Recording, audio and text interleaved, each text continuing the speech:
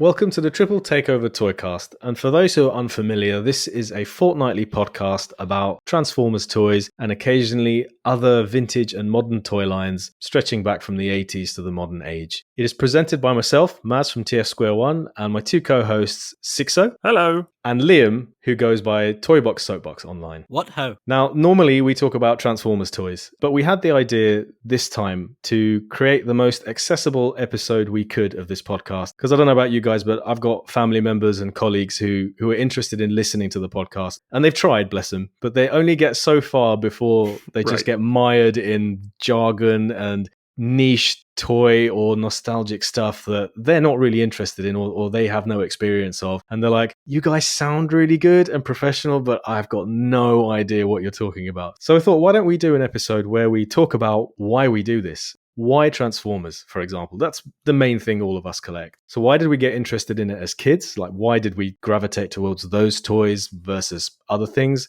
And then looking to now, which is why do we gravitate towards collecting Transformers or podcasting about Transformers, photographing them, doing YouTube reviews, which is amongst us what we do. Why is it still a big part of our lives? And hopefully that would allow people to get a bit of an insight into what our show is like, if people are interested in listening to us, and why Transformers is something that means a lot to us, that we'd actually do this in our spare time. I think this is like a potentially dangerous thread to pull at, isn't it? Like, why do I do this? It could get quite philosophical. Or trigger a mass existential crisis. Right, exactly. That was what I was going to say. It could be the last episode of the podcast. This is it. This could be the end of Triple Takeover. I am Tapman, no more. Yeah.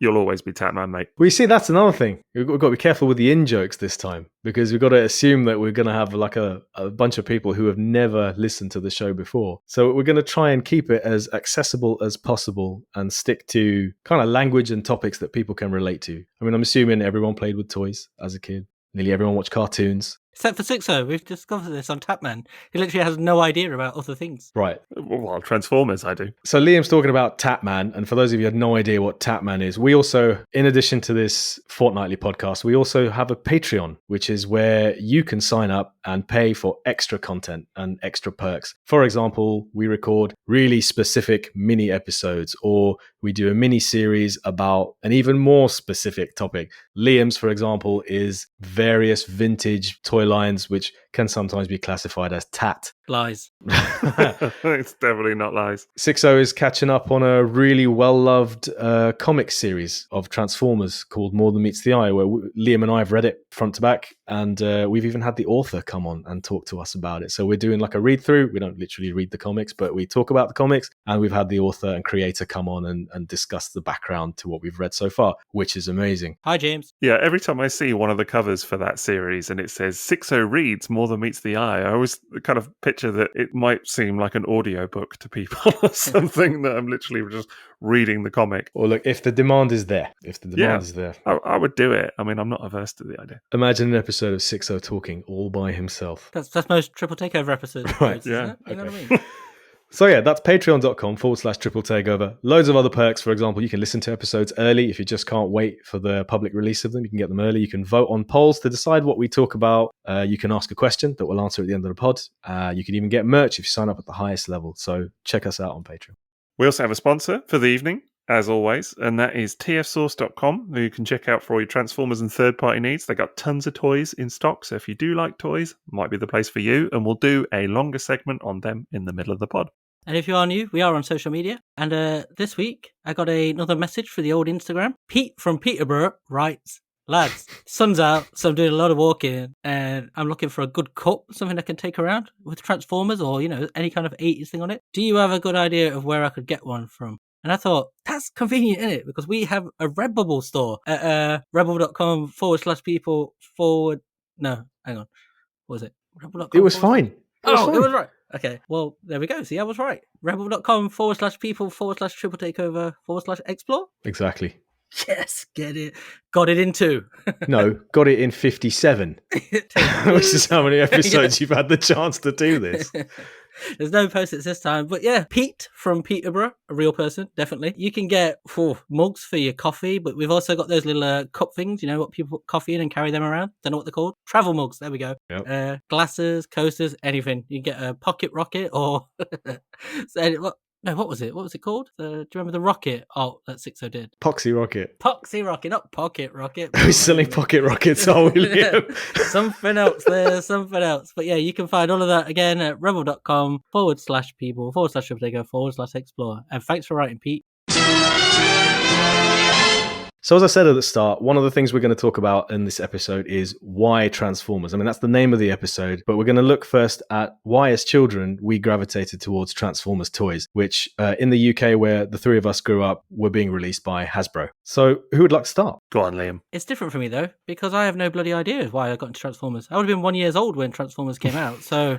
Actually, I think in your case, you probably were bought and collected more toy lines as a child than I think either of us combined, because you seem to have had every toy going and every toy line going. That's why you're the one who's running the exclusive series about all the other toy lines in the 80s. Yeah. But maybe I'll start then, and then you can sort... Because Well, what I was going to say, from there, because when we were talking about this episode earlier, I actually thought about it. And so I think what happened was, in my case, is I was left with my grandma a lot because my mum was very young. So what she had was cable and the children's channel. So I was often just left in front of that. So I would watch a lot of cartoons. And one of those cartoons in the many blocks of cartoons they had there was the Transformers. And so that's how I would have gotten into it, would have been watching that. Because that's how I remember all the stuff like Brave Star, Defense of the Earth, which we did in Tapman. All of these toy lines and cartoons is from just being sat in front of the TV all day watching this and growing up watching all these cartoons. And Transformers was a key part of that. I would have been 1 in 84 because I was born in 1982, but right at the end. So when Transformers came out, I would have been way too young to remember it. But my earliest memories are getting thrust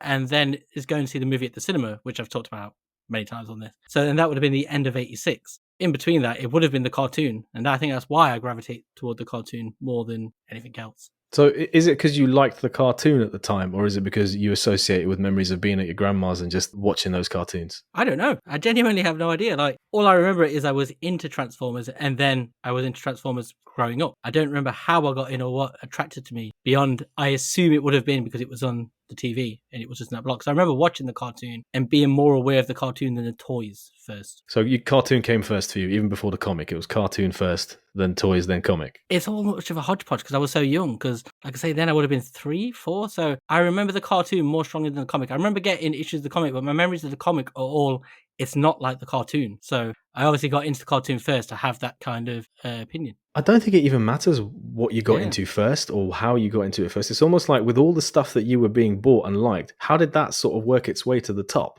or became really prominent for you? As like, if you're going to get something for Christmas, it would be Transformers you'd ask for instead of something else, Micro Machines. And the thing is, like, I was quite lucky because when I was looking back at recently at Christmas photos that popped up, like you can see in the background there's Mantifor's toys, but I'm also opening M.A.S.K toys, and then in one there was a Chrome Dome in the background, so I was getting them all, but not say all of them, but you know, a mix all of the toys. Yeah, all of them at once. Santa had a bit that year at my house, but no, so I was just getting a mix of toys rather than, I know some people focus, don't they, because they get really into one thing and they move on, whereas I've never been like that. I get obsessed with something very briefly and then move on. It all becomes like part of a, oh god, sounds very soup. Yeah, I was going to say a tapestry, but that sounds a bit up my own arse. You know what I mean? That you know does sound a bit wanky. Yeah, film wanker over there. But no, but it all becomes like a much of a muchness. It's like I was thinking about it lately. Like Transformers, it's almost like the one that's always there that I'm more involved in. But it's not the flavour of the month. I think I'm one of those kind of people. I'm very much the flavour of the month. Why is it always there, though? Why have you always liked it?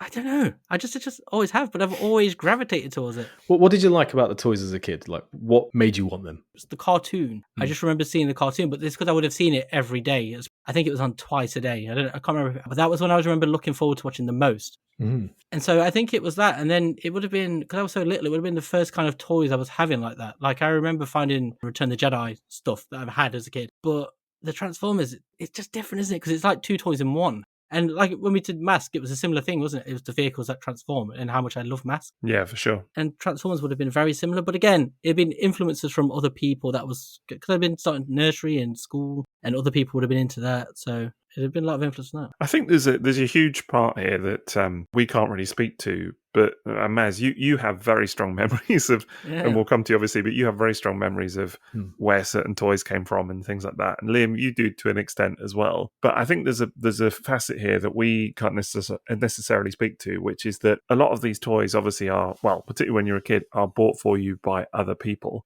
Yeah. And really, as a now parent myself, you're the one that makes the decisions on what toys someone else gets as a kid, aren't you, as the parent? That's the reality. So particularly in the early years, I'm talking like the really early years. Later on it changes, and of course kids are like, I want this, I want that, and whatever, and you involve them a bit more in the decision making. Yeah. But I'm sure that all of us, when we were 3 or 4, we probably just got bought stuff because it was like the thing, and it was like, oh, Maz will like that, Liam will like that, or whatever. In my case, I know I was going shopping with my grandma every Saturday morning, and so I was always picking something. That's how I was getting these toys. It was largely just pick something, because there was a toy shop across from the Sainsbury's. The Zodiac Toys directly opposite. So you basically had Christmas every weekend. Well, it was always go and pick one toy. So I remember vividly like the Combiner Limbs and the 85 mini-bots. That's why I remember Power Glide and Warpath so clearly on the shelf. I said at the beginning we'd make this accessible, and Liam is going off on the most niche references in the Transformers toy collecting hobby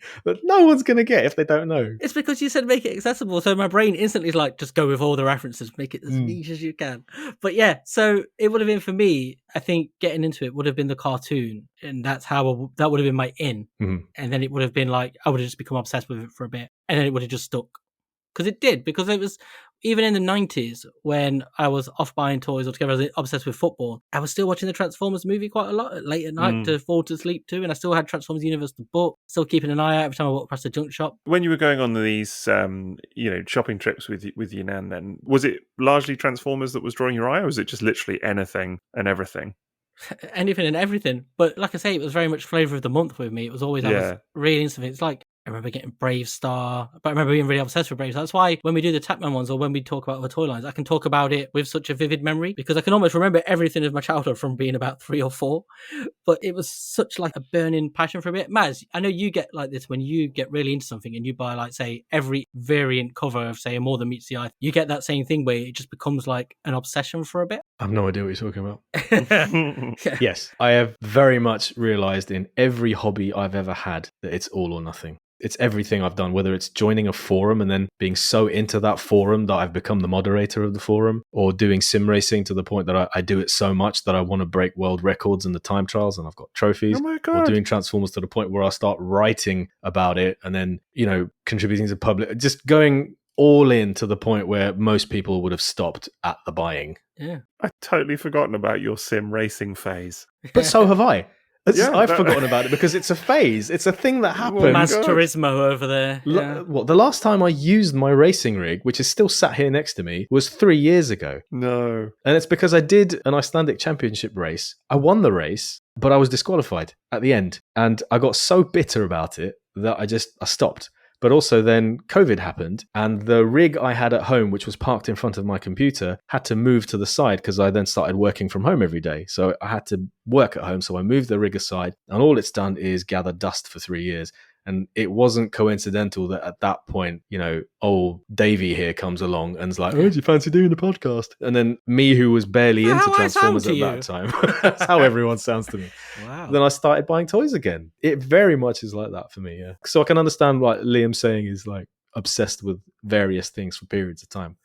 It's all right. You should hear the impression he does of me. We're all sick, so howdy, howdy, howdy, howdy, howdy. Right. Wait, is that me? Because I still get that now. I think you're quite similar, as where I order a toy or something and it becomes all I think about, like throughout the day. I know we're grown up, so we've got a lot of other stuff. But when you're a kid, you don't have the adult life, so it becomes your world for a bit. And with Transformers, I would have been so obsessed with it for a bit, because I really remember vividly getting the comic and looking at it and reading it, being like, this is not Transformers to me, but I still thought it was all right. So for me, it would have been getting in through the cartoon and then being obsessed with it for a bit. I see that in my daughter, honestly. I've gone for walks with my daughter in the valley next to our home, and she would have spoken for the whole 40 minutes about the toy line that she was interested in at the time, whether it was OMG or LOL dolls or something else that she wanted. Really? And for the whole period of talk, when she was younger, she would just talk about that the whole time. And it's just obviously a passion, and obviously just consumed her with her interest and the desire. So I can definitely relate to that. Yeah, and I think that's, as a kid, you just get sucked into a world for the first time and it just takes over your imagination, and then something new comes along a little bit later and replaces it. Yeah, I was just wondering about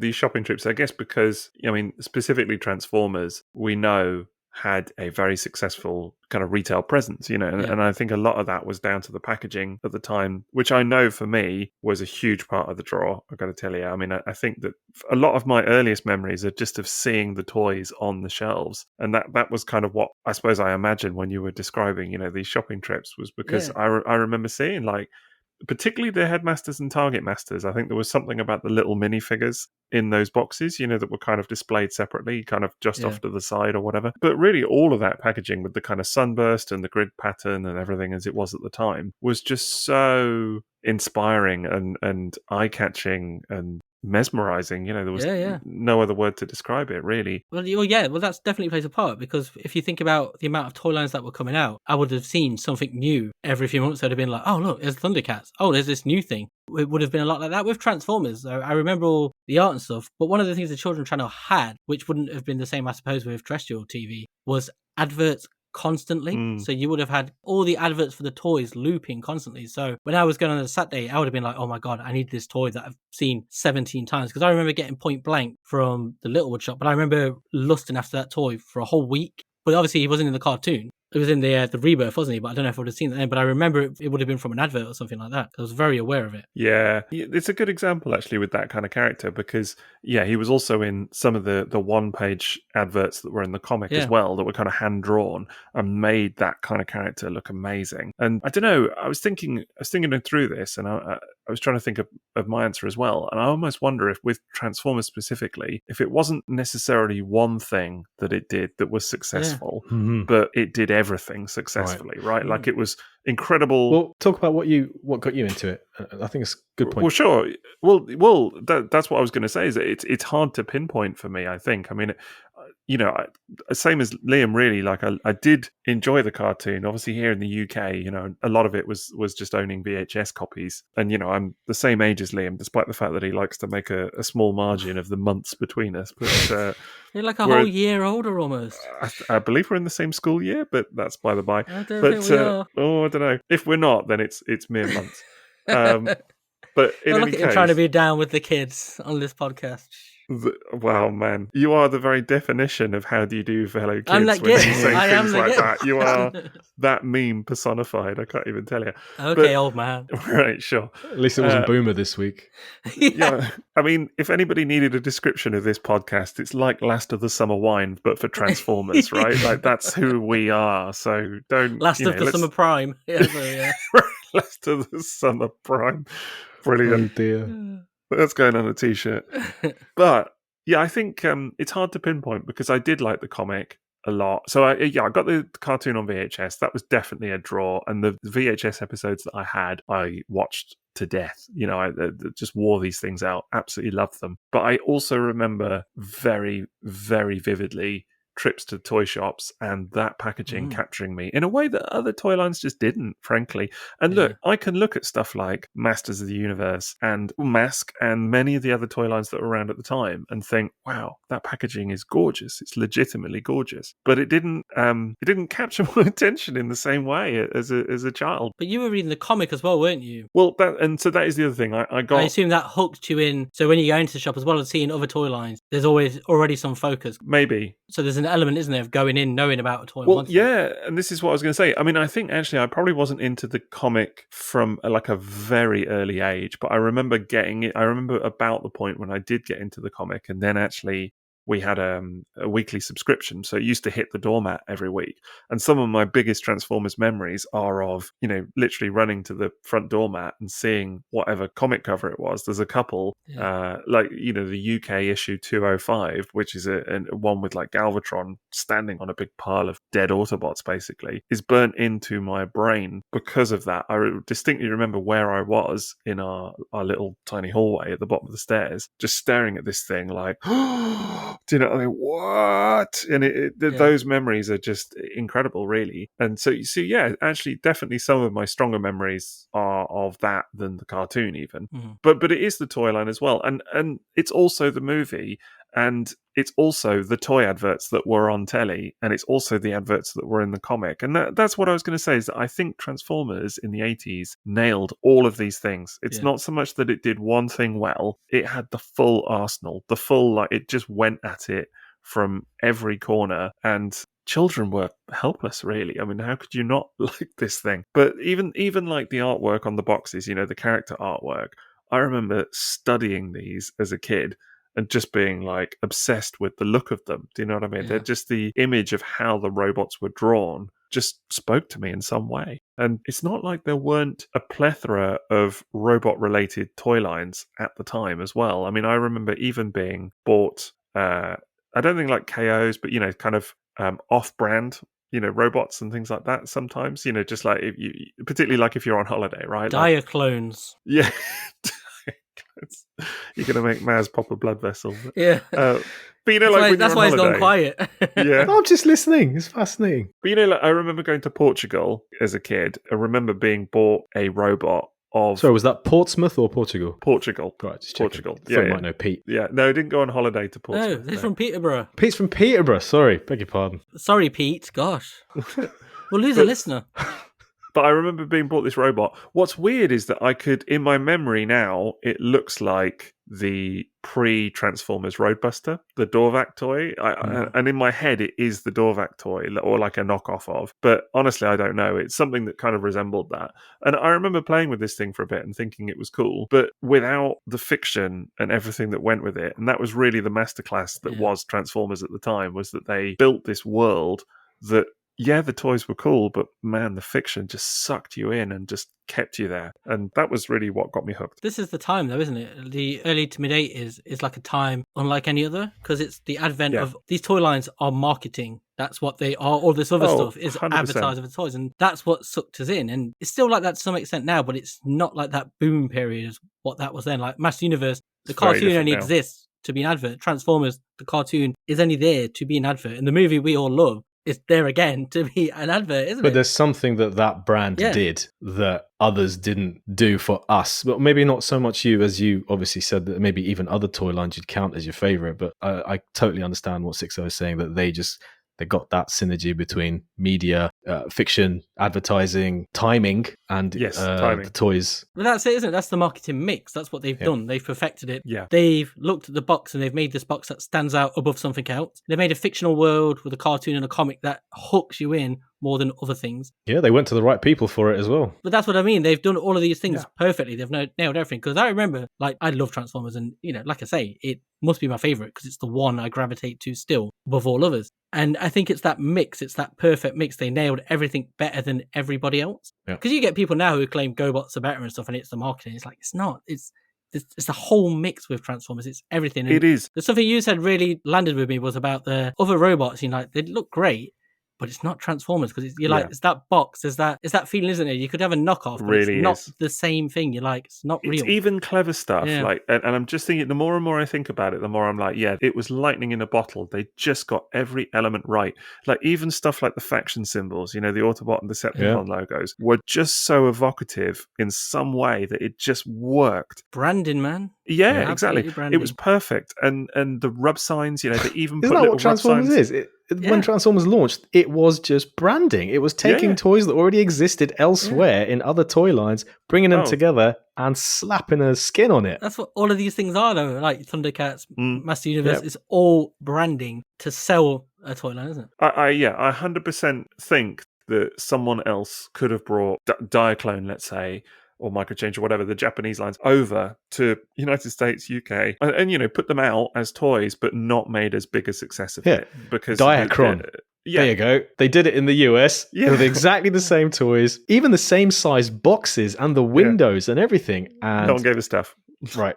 No fiction. No advertising. Well, you've got to have that thing, don't you, that attracts kids. You've got to have that thing that makes it become the must-have toy. It's not just a toy. Like, if you look at the 90s, when Buzz Lightyear was the most wanted toy on Earth, there was every Christmas there was a toy or a toy line, something that was like that. Yeah, of course. But it's always attached to something like that. It's Toy Story. And then you had the Turtles and you had Power Rangers or whatever. And they're always attached to something that in the public consciousness grabs their attention.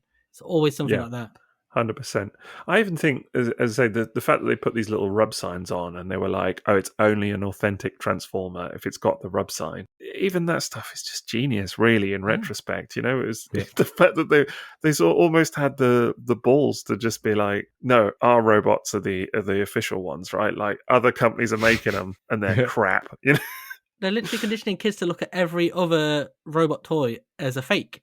It's Yeah. just very subtly doing that without going, oh, this is an official Transformer. So everything then away from that becomes a unofficial. It's the cuckoo of the toy world, isn't it? Yeah. Yeah. It just came into the nest, Yeah. put the egg there, and that cuckoo's little just pushed the rest out It really did. and took really all the did. parents for The themselves. Trojan Mac kick. There you go. Right. Yeah. Very good. Yeah. I just think it's hard to pin it down to one element for me in that regard. I just Shouldn't think that have been Trojan horse jet though? Trojan horse. Now who's there with the I was niche gonna say, references? the niche Honestly, references. It's all right. Cut it out. Make it an outtake. Yeah. Save it for the patrons. I just think it's hard to pin it down to one element for me because it's just such a plethora of things. It's a litany. It's a whole recipe of things that this brand did well, not just well, but perfectly well. Like it executed it flawlessly, and then the fact that there was this big screen film that I think kind of carried us through. And in some ways, that is also the kind of genius thing about Transformers at the time. And, we're not talking about it now, but why it's carried a number of us, well, thousands of us through to adulthood, I think, because the franchise almost allowed you to grow up with it a little bit. Yeah. Like it worked for you as a younger kid. But then the fact that, well, two things. Firstly, the fact that it was robots. And so in fiction, they could do horrible things to the characters. I mean, genuinely, Optimus Prime, missing an arm and half a face coming off and all kinds of things in the cartoon, just really unspeakable stuff. That if it was a human protagonist, you wouldn't do that. You know what I mean? It would be inconceivable. And I know that sounds grim, but it's the same in the comic. There were regularly characters dying in all kinds of awful ways. And yeah, it was shocking, but it was allowed. And I think, bizarrely, it kind of hooked the imagination in a way that it wouldn't have done otherwise. It was allowed to kind of be that bit more graphic or whatever. And I think that did kind of hook in a lot of people and kind of carry them through to later years. But also stuff like the film being such a touch point. And we've spoken, we've done an episode on that movie, the 1986 movie. And what really struck me, which I thought was so, such a salient point, was that it carried us through the sort of wilderness where Transformers wasn't a big, massive franchise that it is now before the 2007 film. And, even before the 2000s, there was a point where it was like we were all into Transformers probably, or we all still kind of harbored love for it. But there was no outlet for that at all. It was like we were all kind of living with that love in our brain somewhere. And I think stuff like that movie were just so timeless that it just kept us going. It's almost like walking into someone in a public place and seeing they have the same tattoo as you and just immediately knowing we're the same. Like if that movie ever came up in conversation at a teenage party or your first year of uni or something like that, you'd just be like, oh my goodness, we've had the same childhood. I remember distinctly being at a party of some description and chatting with this dude who randomly mentioned Transformers the movie and was like, oh yeah, I can quote the whole thing. And I was like, yeah, me too probably. Do you know what I mean? And he was like, no way, no one else can do it. And I was like, buddy, yeah, no, I definitely can. Do you know what I mean? Like it was, I don't know, it was almost like... goes to the best parties. Sure. Like, no party like a Sixo party. It was actually a good party. Like you wouldn't know it with some of the stories I tell on this podcast, but I've been to some good parties in my time, but that's a whole other thing. That's another life. But anyway, it was, I don't know, it was almost like at that time, it was inconceivable that someone else would have enjoyed this film as much as you did, I remember when I was at college in 1999, the first project I ever did, it was using Photoshop. And I just took a still from the movie of Galvatron, he's holding the Matrix on Junkion. Yeah. And I just wrote a slogan. It was meant to be like an advert for a local market. And the next day after he saw it, was so excited. He's only a couple of years old. He's like, oh my God, I remember Transformers. And this was like 1999. And you're like having these conversations. But like for me in the 90s, it was the movie and the Transformers Universe guidebook. And that's getting ahead of ourselves there. That's the second half of the episode about, when you're in your early 20s or teens. But just to go back to Sixo's point there about, how the fiction and stuff, it hooked you. And I think that's what it did more than other brands, because it always felt like it was just tantalizingly out of reach. Then you'd like, I just remember how I felt about it. It was almost like, that phrase earworm, where people talk about like a piece of music that just burrows in and you can't forget it. It was like the fiction and everything about this franchise was like a brainworm almost. It just, it burrowed right in there and it just lived rent free and never went away. And that's the best way I can describe it. Yes, absolutely right. So asking you, Sixo, about the toys themselves, because, what we've discovered on this show over the last couple of years is that you probably had more toys than you remember of different toy lines than you remember. Liam makes the joke every time he does a new episode. It's like, oh, you played the Starcom. Oh, you had M.A.S.K toys. Yeah. Even though you may not remember. But there's got to be a reason other than fiction why. Because I think if you like fiction, that's one thing. It gets you into the toys. But if the toys were legitimately rubbish toys, there would have been a limit to how enthusiastic you would have been. But we just kept asking for more Transformers toys. So for you, what do you think it was about the toys that kept you asking for more? Even maybe when the fiction on TV didn't, because not every character and toy you owned came from fiction, right? You just had some good toys. Yeah.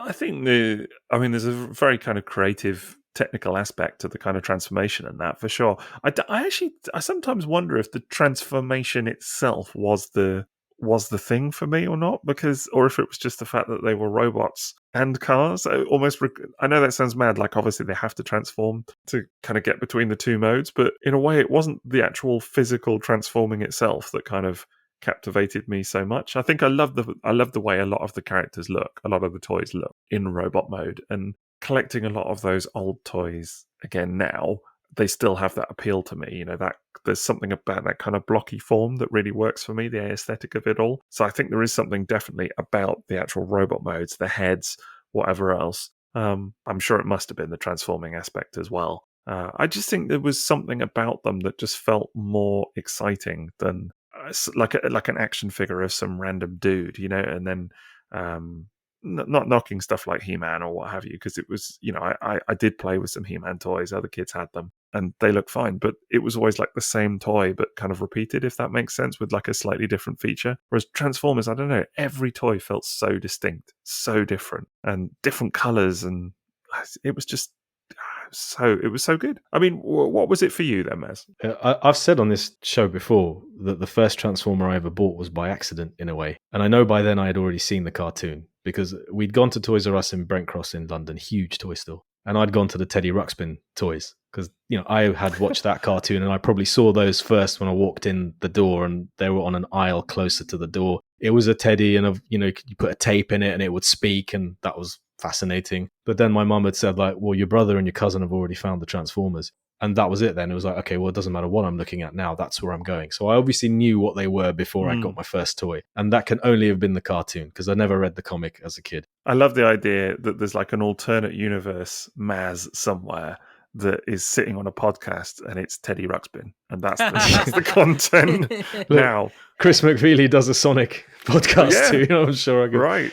Or maybe I should just do like a guest episode of Liam's Tatman series on Teddy Ruxpin. Oh man, do it. Teddy Ruxpin, bring it. No joke. I mentioned, didn't I, recently that I've done a list of potential episodes. Teddy Ruxpin is on there. I can't wait. It'll be the childhood I never had. I mentioned it. I think I mentioned it in the past that I love Teddy Ruxpin. I don't remember, but that's going to be brilliant for me. That is going to be, I suppose, the experience that I'm hoping people get from this episode about Transformers and toys from their past, or just toys generally. But yeah, so I must have seen the cartoons, and I can't remember whether my parents had bought it for me on VHS, because I had 2 or 3 VHSs and they were worn out, just like you. So or whether I'd seen it on Whack-A-Day on TV in the UK. Whack-A-Day. But I think it must have been that the UK TV broadcast the first 3 Transformers episodes, the pilot, and I'd seen it and loved it. And my mum had then bought me the VHS, which she rationed me on it. She didn't let me have it so that I could watch it whenever I wanted. It lived in a suitcase upstairs under the bed or something. Like, I couldn't have it anytime I wanted to. I reckon I was pretty limited to watching it when she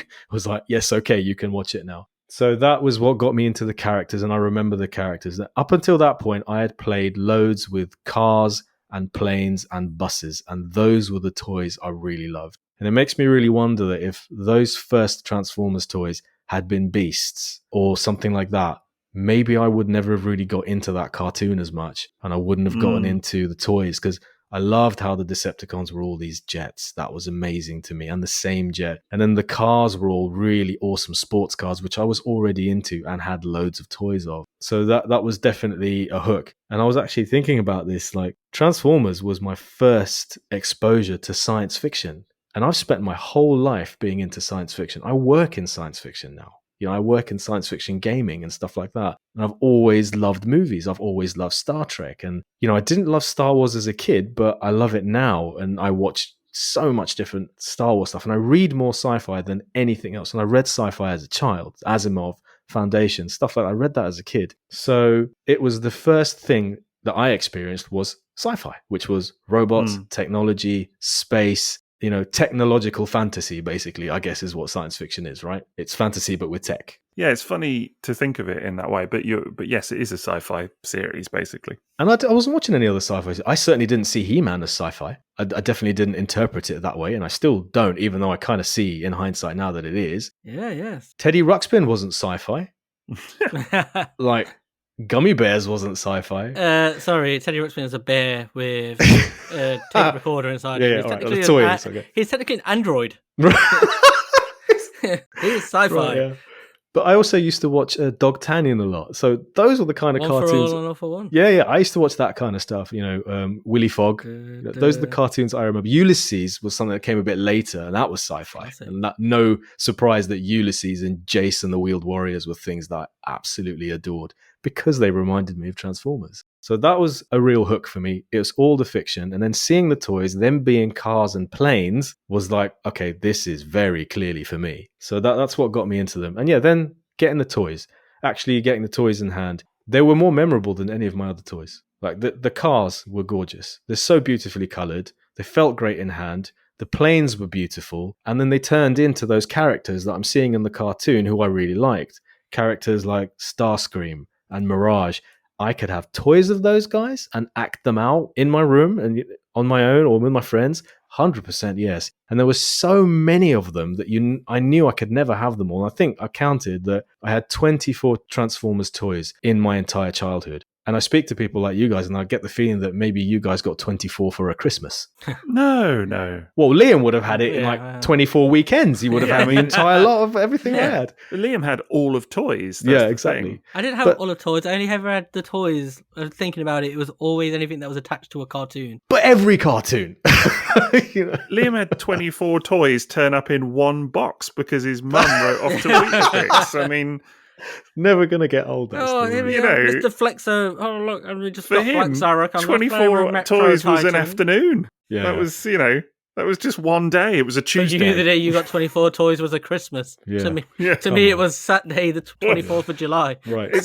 It's real, though. It's true. Yeah. No, to me, it was my mum's letter to Weetabix. That's what it was. Yeah. Oh, the greatest day. Right. So this cartoon had loads of characters, didn't it? It had tons of characters. It wasn't just like 2 or 3 protagonists. It was loads. That was an appeal. And even like a random character who had one episode in the year, he had a beautiful other mode, which is a gorgeous sports car. I'm just thinking like maybe it was a Sunstreaker episode, and Sunstreaker is a beautiful yellow Lamborghini Countach.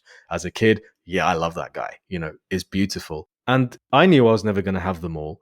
So Transformers toys in my head became this massive, desirable thing. And you'd go to friends' houses to play with their Transformers. We used to have toy day at school at the end of term, and everyone would bring their toys in. And I remember that's the first time I saw a Bumblebee toy or a Jetfire toy or a Scourge toy. And I was utterly mesmerized by these toys that other children had of the show that I loved. So I was never fully satisfied. I was never fully sated with the toys I got. So I always wanted more. And that desire just kind of burned until, I got into other things. Like I remember buying my first console at age 11. I think it was a Game Gear. And before that, I had like a Commodore Amiga, C64. Then I suddenly started moving away from having toys. But yeah, for me, it was characters. And I'd go to my friend's house. He'd want to play with the toys. I'd want to act out being Transformers. So the character and fiction stuff meant a lot. But yeah, it helped that the toys were so fantastic. You were saying, Sixo, the transformation element maybe wasn't the key thing, but I'm sure you remember seeing the characters on screen transforming and thinking, oh yeah, I can't believe how cool that is and how cool that looks. Blows your mind as a child, doesn't it? Yeah, 100%. In a funny way, I suppose I think that because I also remember at times, oh man, these toys take so long to transform. Yeah, never like the cartoon, right? Yeah, like in the cartoon, it's like done. But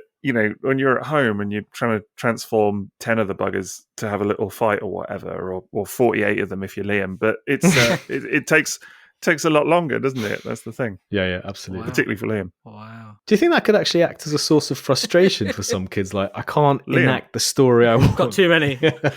I don't know about, frustration, but I do remember thinking that, all joking aside. I do remember thinking, like, oh, they take a long time to transform, like if you've got tons of them. I think my toys spent a lot of time in robot mode, if I'm honest. You think of the characters you got in the Transformers cartoon. Every single one in the original few episodes had a special power, didn't he? Yeah. I mean, Mirage could go invisible. Skywarp could teleport. Like Rumble could create earthquakes. Soundwave had his cassettes. You know, everyone had a thing. So this was not just sci-fi and cool looking vehicles. It was also like superpowers, and it was like all of the coolest other concepts going on in children's fiction and cartoons in one show. So it made you really love the distinct characters, and characters were distinct, even though, you know, like 20 of them were voiced by the same guy.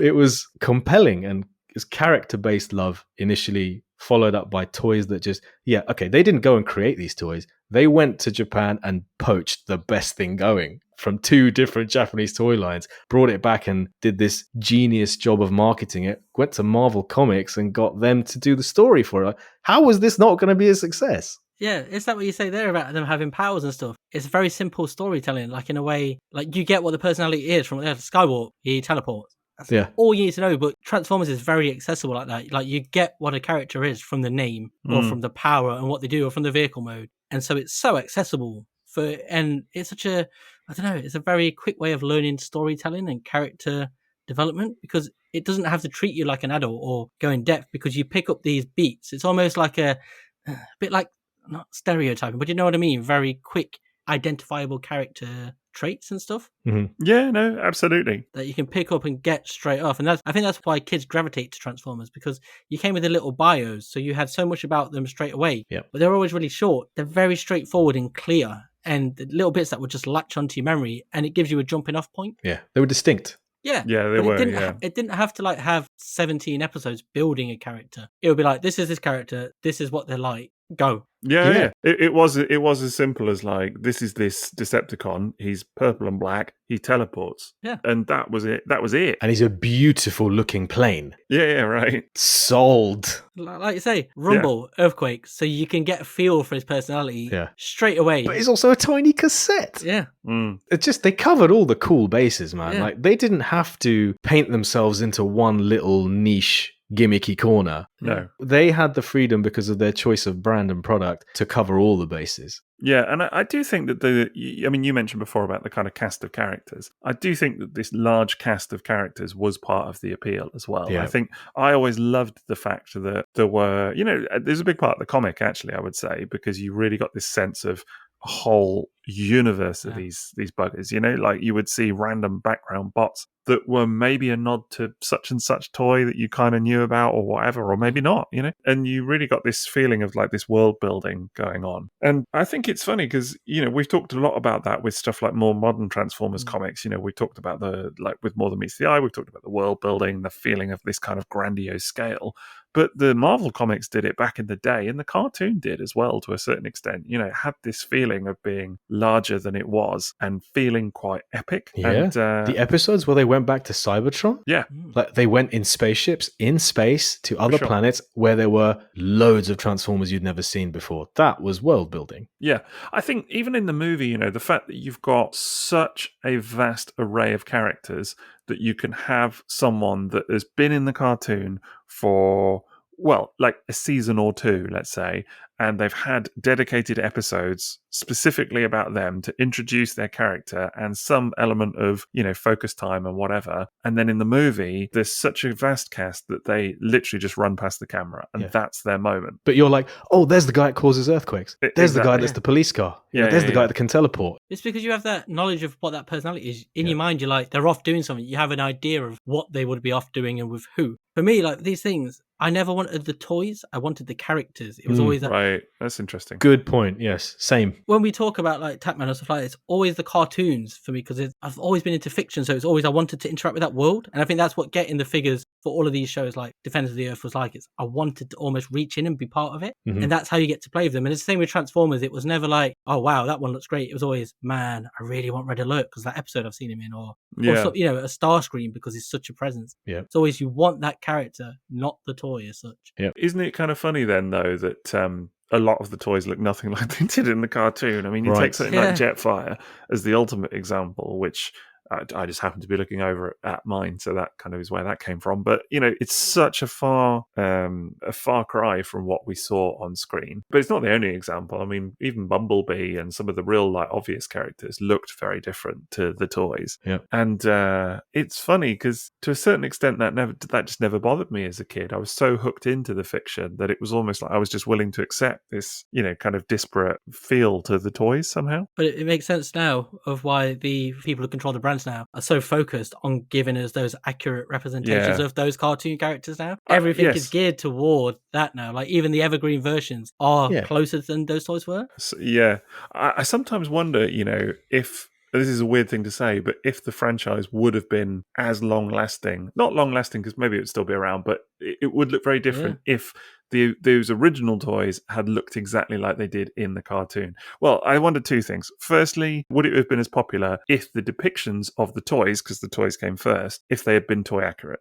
So like if they'd been this kind of weird alien-esque kind of look that characters like Brawn had, for example. If you'd seen him with his salad fork hands and things like that in the cartoon, would that have been as appealing? That's number one. And number two, let's flip it and say, actually, maybe if the toys had been an accurate representation of whatever the cartoon looked like and it had all been successful, would you now still have that same kind of long-lasting appeal? Because you wouldn't have what you're saying, Liam, which is what a lot of the current toys trade on, which is giving you that perfect depiction of the thing that you never had when you were a kid. It's interesting. I don't know if I would have been that into it because I loved the fact that I felt like I was owning die-cast cars because I already owned die-cast cars and I loved having die-cast vehicles and really realistic-looking plain toys. Actually, I loved that about the original toy line. So I think everything you're saying is bang on. That disparity between the fiction, the representation, and the toys probably did more to keep me interested in both of those things separately and together. In a weird way, I agree.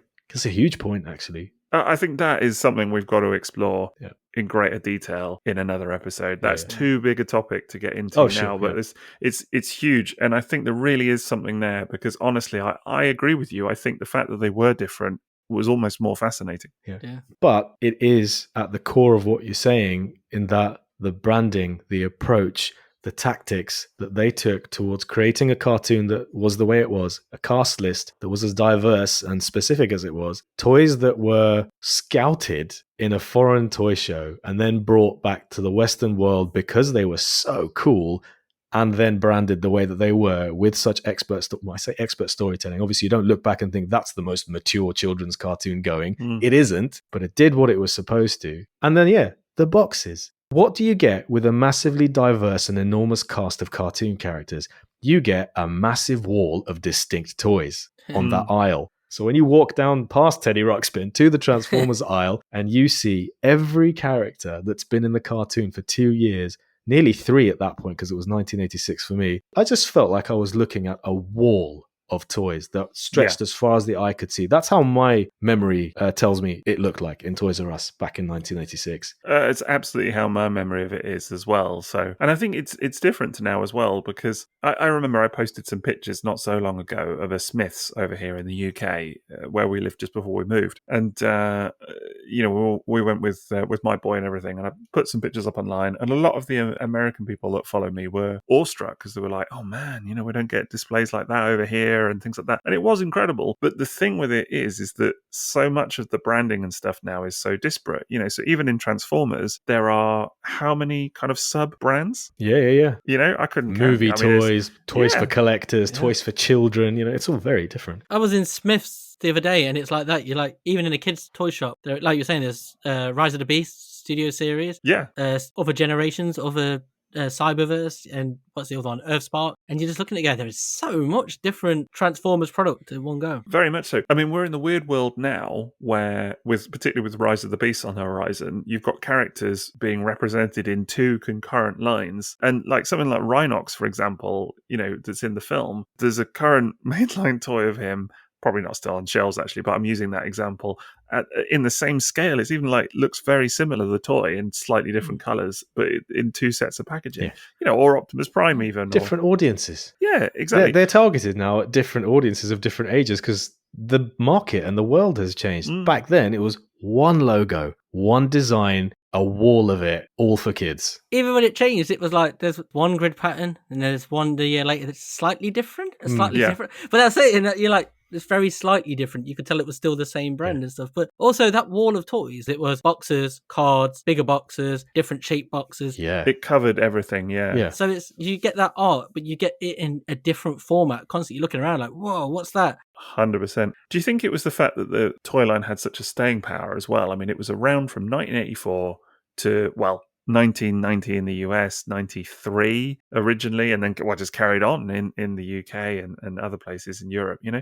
I mean, we're obviously slightly different ages, you know, not you and me, Liam, but Mas, you know, you're a year or two older. But that just shows you really that if you were a kid in the 80s, you knew Transformers, even if you didn't care for it necessarily, you knew what it was. Yeah. And I feel like that's not the case for every toy line. There are lots that, I mean, we were just looking at like Defenders of the Earth, for example, the other day, which is a much smaller example, but that was one and done in 1 year. It was on shelves and then it wasn't. Yeah. And the difference with Transformers is that it was just a juggernaut and it was omnipresent for so much of the 80s that you almost couldn't help but be aware of it, you know? For me, the representation of that is that my parents were, you know, they were refugees in the UK. We arrived in 1982. By the time Transformers came out, it was just 2 years later. My mum and dad would not have spoken the language that well, probably didn't have a lot of connections in the UK with like British families or English speaking families. Sure. So for them, I don't know kind of like what they would watch on TV at the time, probably English TV, but they probably still had a lot of strong links to home. And yet they were aware. Yeah. You know, they knew Transformers because it's like you said, at that time, you know, there was a massive toy line every year. There was the one that sells out for Christmas and no one can get. And that was Transformers. And it was the case like from 84 to 86 at least. They were huge. Like my brother was 11 years older and my cousin who lived with us was probably about 8 or 9 years older than me. So, you know, like what my brother would have been 16, 17 when we went to that Toys R Us on that day, and my cousin like 14. They bought Transformers. They, you know, my cousin bought Skywarp and my brother bought Trax, a lovely looking blue Corvette. So even though they weren't the ones I wanted, I got mine and I was looking at the ones they bought and I was massively interested in those. They knew about it. And I'm wondering, like, did they tell my parents that that's what they should get for me? Yeah. But yeah, even my folks knew about it and they weren't, you know. I think it was such a shared experience for so many people throughout that time. I mean, we've just done a little mini-sode on Metroplex 1986, you know, the big toy, or one of them from that year. And I think what's funny is that we posted about it on our Twitter, Triple Takeover Twitter. We've done a couple of posts, and every response, or not every, but certainly of the dozens of replies we've had across this topic, a huge majority of them... Pete from Peterborough. Yeah, right, maybe. They remember getting that toy for a specific Christmas. Yeah. And it was like every kid in the 80s that was into Transformers, not every kid, but you know what I'm saying? Like, they got that toy for that Christmas. And it was like this communal shared experience that a lot of people had and remember very fondly. And it's just weird in a way that it's such a cornerstone of our childhood, that event. Yeah. And I almost threw out a joke about it, like, did everybody get this toy for Christmas? And people replied going, yeah, I did. I wonder if that's what it is, because we never celebrated Christmas in my family. And, you know, we didn't have a lot of family in the UK either. So, whereas I imagine like children in the 80s for Christmas would have got a Transformers toy from maybe mum and dad. For sure. Maybe they would have got one from their aunt too, and then from other family members and stuff like that. But I wasn't getting Transformers for Christmas. So that big occasion for toys wasn't happening. Certainly not in addition to the birthday. Yeah. And for like our annual New Year celebration, it's more common to not give presents or toys. I think typically you give money. So that, I think, also explains why I don't have that shared experience of that many Transformers toys. So they were even more special when I got one. Yeah, it's definitely, as well, it sounds like a negative word, but it's definitely a fad. That's like a lot of things where people get really obsessed with something that becomes massive for a bit, doesn't it? It takes over pop culture for a little bit. I think Transformers was that for a time. Yes. It was the hottest property going until the next one. Mhm. I think that's another thing why it sort of sinks in. Yeah. But of the cartoons as well, like all those cartoons, and you know me, and I watched them all for all the different brands. Transformers is the best one. It was always my favorite, but it is, like, I would go as far to say it's objectively the best one. Like, I get ahead of a Jason the World Warrior. So as well, that's like you were saying about how it hooked you in and it hooks us all in. I think that's why it stays above other cartoons. Arguably still watchable now, you know? Yeah. I know some people say it's cringe, but it's probably less cringe than a lot of other But 80s cartoons. If you take a look, like even like the ones we talked about, M.A.S.K and Starcom, like Starcom was unwatchable. It's unwatchable now. It's totally unwatchable. Yeah, but then even like Thundercats and stuff like that is really hard to watch. Master Universe is all right, but they're not like Transformers. It's very different. Yeah, I do agree. It's so easy to look at this stuff with adult eyes on and be uber critical of it or whatever. And it's not all good. Like there is a lot of naffness in there as well, of course. But the fact that the whole of the Transformers cartoon is available now on YouTube from Hasbro, and I've sat and watched a fair dose of it with my boy, and he enjoys it. So and that is up against modern cartoons with serious. I don't want to say it wasn't serious writing at the time, but there's a lot put into the cartoons now to kind of create like genuine stories and make them more. What's the word I'm looking for? Immersive? Maybe, yeah. I don't Realistic? Relatable?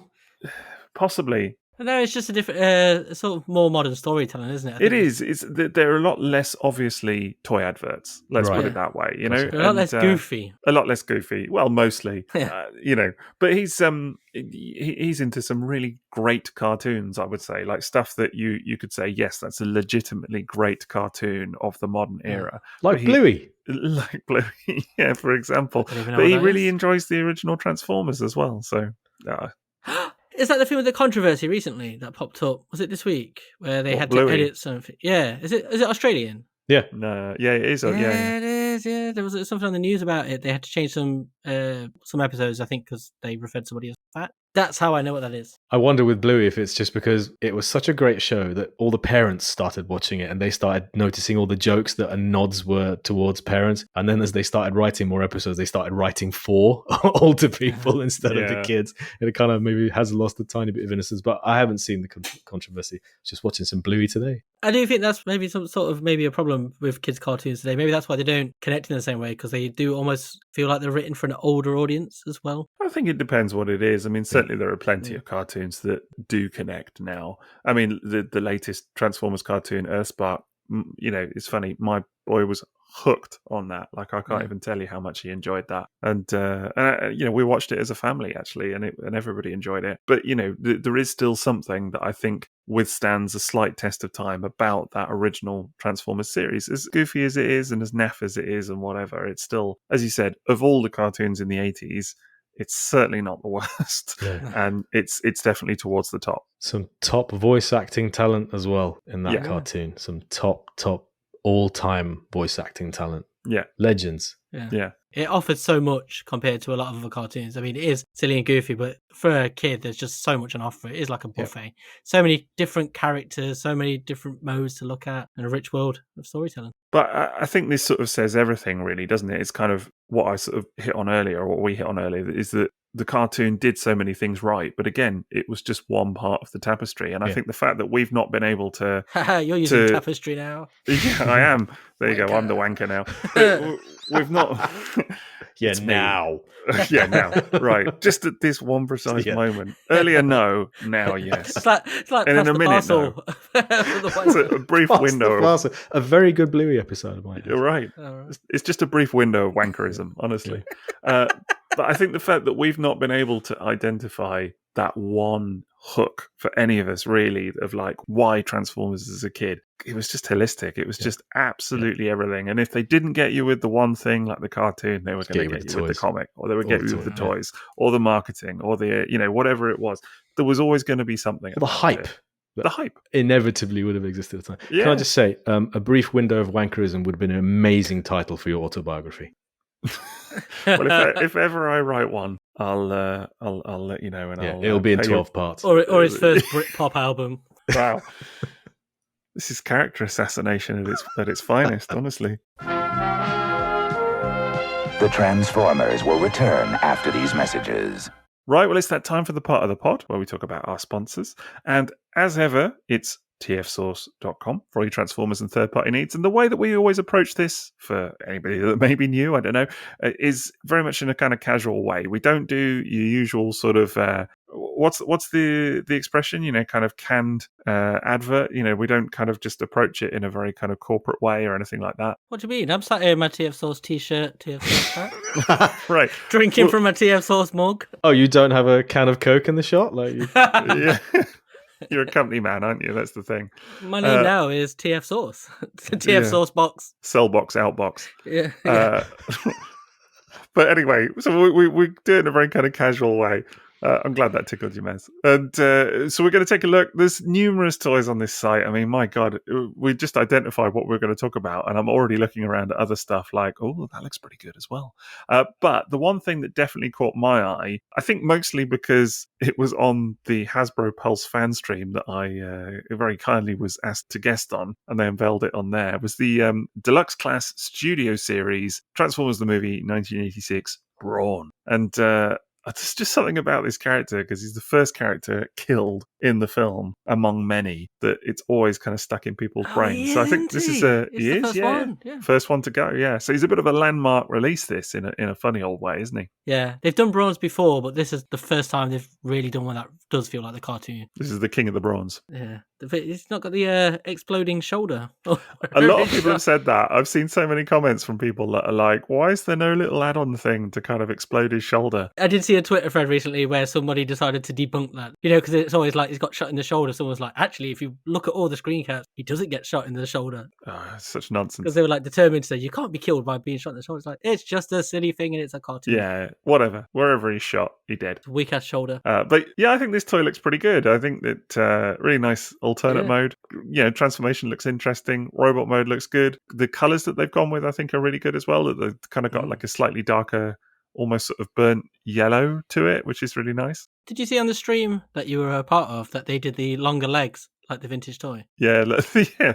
Evan doing this looks like the G1 toy, which I thought was really funny. So, but yeah, no, that's definitely one that I think looks pretty exciting. Otherwise, got to give a big shout out to the old MDLX Starscream from 3.0. Have you guys seen this? Yeah. He's got big calves. Big calves. Yeah, look at his legs.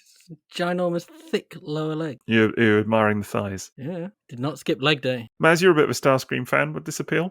I've seen their products at your house. This thing's going to be incredible in hand. Yeah. It'll be great fun. Just looking at the back of it, the back of the calves and the afterburners, just there's so much shiny metally bits back there. You know that's all going to be really amazing in hand with crazy joints and ab crunches. You know, it just looks like it's going to be really good, but very posable too. I'm well into it, man. I can't wait to get this thing. They've got, Megatron on the way as well. You know that they're going to do a Thundercracker. You know they'll do a Skywarp. It's just going to keep rolling. I can't wait to see what they do next with this as well. Super excited about their Rodimus Prime. It's going to be amazing. And then, Liam, I think you had something else that caught your eye? Oh, yes.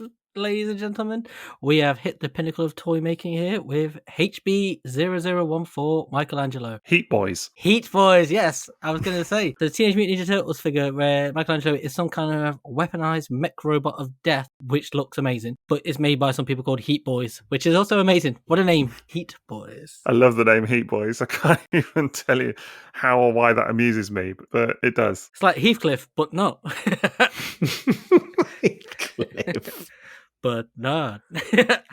But it looks fantastic. I've seen the other ones they've made. I haven't bought any, but Michelangelo looks to be the best one. He's not even my favourite turtle, but it's all of the weapons, like the rockets and the guns. Yeah. Oh man, it looks sick. What else can you say about it? It's just these giant cannons and everything. It looks sick. Now which one of his is the guy from the GIF? How do, fellow kids? It'll perpetually be you, I'm afraid. That's fair. It does look amazing. We spoke about, I think it was the Leonardo one, and how they've got the little shell twisty bit where you can put a small figure in the back. And it is amazing. And I think it appeals to all three of us because we love like the Diaclone reboot stuff, don't we? And we love small figures in toys, and this is that. Yeah, looks pretty amazing. Maz, what's caught your eye? All right, I've put a link in the chat for you to this thing. Do you remember a few episodes ago we talked about that really incredible third-party drift that we'd found? Oh, yeah. So this thing is not a transforming toy. It's called Asurada GSX Variable Action High Spec Cyber Formula 118 Scale Future GPX Cyber Formula 3 Mega. That's the name of it, right? But it's just the car. It's the car that the drift toy is from. It looks amazing. But it's beautiful. It's gorgeously detailed. And it's a very, very beautiful car anyway. I think that's what the Asurada GSX is. It's the name of that car. Is this a real car? I think it is, actually. I think it's a fictional car, but this is the fiction that it's from, and that's what they based the drift toy on, if I'm not mistaken. If it's real, even better, because look This at that thing. looks So yeah, I mean, that really amazing. caught my eye because it's a beautiful car. It's why I love that drift toy so much. And it comes with a driver and a piece of track. I mean, I've just spent the first part of this episode talking about how much I love cars, and I used to own loads of cars, die-cast cars. There you go. The track piece, man, is amazing. But it's the next picture where like all the bits are open. The Did you see steering that? wheel and interior. Have you seen that? All the interior, all the like the doors are open and like, Yeah, the yeah, yeah. flaps and everything. It just looks amazing. It's really, beautiful. really does. It's a beautiful piece of work. I love it. Yeah, absolutely incredible. Well, that's going to about do it for our sponsor segment. So do check out tfsource.com for all your Transformers and third-party needs. And as we mentioned at the start, we do have a Patreon. And what we're doing for this episode actually is we're going to include our teaser clip for our highest tier content. This is a chapter of Sixo's IDW More Than Meets the Eye comic reading series, where we actually had the creator James Roberts on to talk about everything we had read. So for your listening pleasure, here's a short clip from that miniseries. I now have something that I need clarification on immediately, which is the pronunciation of Yeah. scavengers or scavengers, because Oh, yeah! I was I know, shocked I a minute know. ago to hear it To pronounced hear as it, yeah. scavengers. So right, guys, I have listened to the episode where you discussed this, and if it was like a radio show, I'd have been like, "Oh, do I phone in? Do I?" So I'm sorry to tell you that it is scavengers, right? It is scavengers. No. I always thought it was. It was just, like I say, it was a gag, right? Because everyone would read it and think, oh, well, scavengers. Because you couldn't hear a character say, oh, this is how it's pronounced.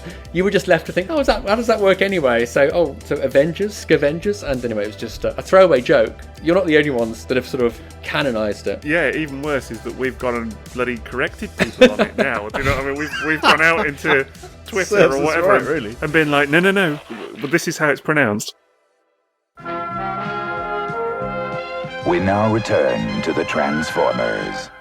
Okay, so now we're back to the main content of the episode again, the second half of our episode, talking about why Transformers, why we love it so much as kids.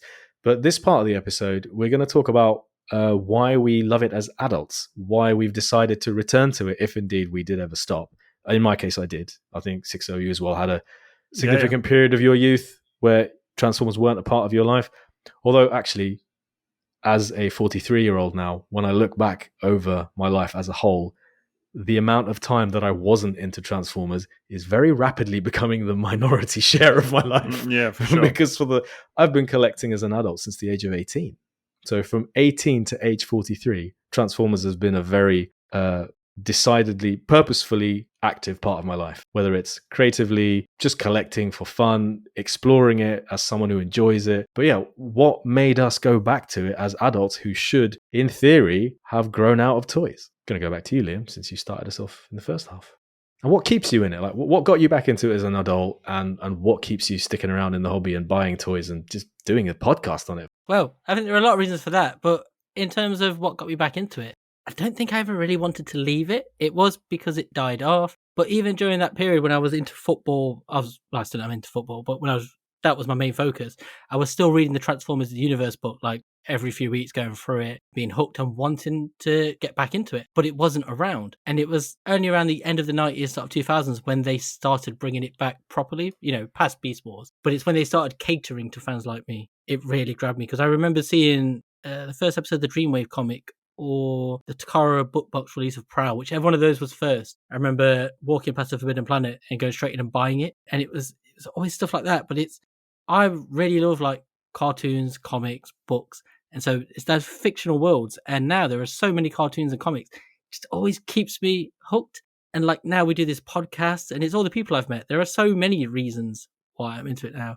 And it's not really the toys. I obviously buy an obscene amount of toys, but it's not that. It's, me, like I buy so much random stuff, like a lot of Batman stuff at the minute, or something else, Defenders of the Earth, whatever. But Transformers has become like almost like a real part of my social circle. There's like this, like you guys. Yeah. There's friends like James, Dan, people like that, and people I know from TFN, but other people I know, and have become some of my best friends. And like, I can't think of anybody I speak to more in my life than you guys now on a daily basis. You know what I mean? So it's like, I sort of live Transformers, and it just is a part of my life and one I love. How did it get to that point, though? Because it wasn't just like that at age 18, 19. Something must have triggered it. Like, you walked past Forbidden Planet and you saw the comic. Why did you buy it? Is it because you still generally just had an interest in superheroes, cartoons, toys. That never. Yeah, that never stopped. So I was still buying comics and things like that anyway. But it was finally seeing something that I wanted like that of Transformers, because we'd had Beast Wars and Beast Machines, but it wasn't, I hate to use the word my Transformers, but The it golden wasn't, years. yeah, but it wasn't really for me. It wasn't like the ones I grew up with or liked. It was different. And so when I saw that and I saw that logo, and straight away I was like, there it is. That's exactly what I wanted. And obviously Car Robots coming back and stuff like that. And it's that perfect age, because I would have been like 18, 19, just having money for the first time. And it was all exploding. And it was all done. It's not like now where everything is so accessible. It was like there was constantly something new coming out every other week, like a reissue of a toy, or the comic was bringing something back, or there was a T-shirt for the first time, or a poster, a lithograph. Do you remember little things like that? Like the little, remember the miniature figures you used to get, like the, what are they called, Mega SCF, and the super deformed looking guys. I can't remember what they were called, but you had like the Magnus holding the Matrix that was broken. Stuff like that was brand new. And it was almost like being pulled along with the current. Mm-hmm. And so it was that stuff, and then gradually just getting back more into it, discovering people on the internet were into it, because it all coincided with that same time that there was the internet. There's such an interesting way to describe it, that being pulled along by the current, because I think I can totally identify with that. There's a respect to which some of this was sort of almost inevitable. I don't know if this is by choice or just it was always going to be this way. So I can sort of, I get that vibe. They knew exactly what they were doing at this time with the nostalgia. It was like they knew there was this age group, and it felt like the first time they'd done anything like that, because it was almost like they were caught unaware that there was this group of people that really still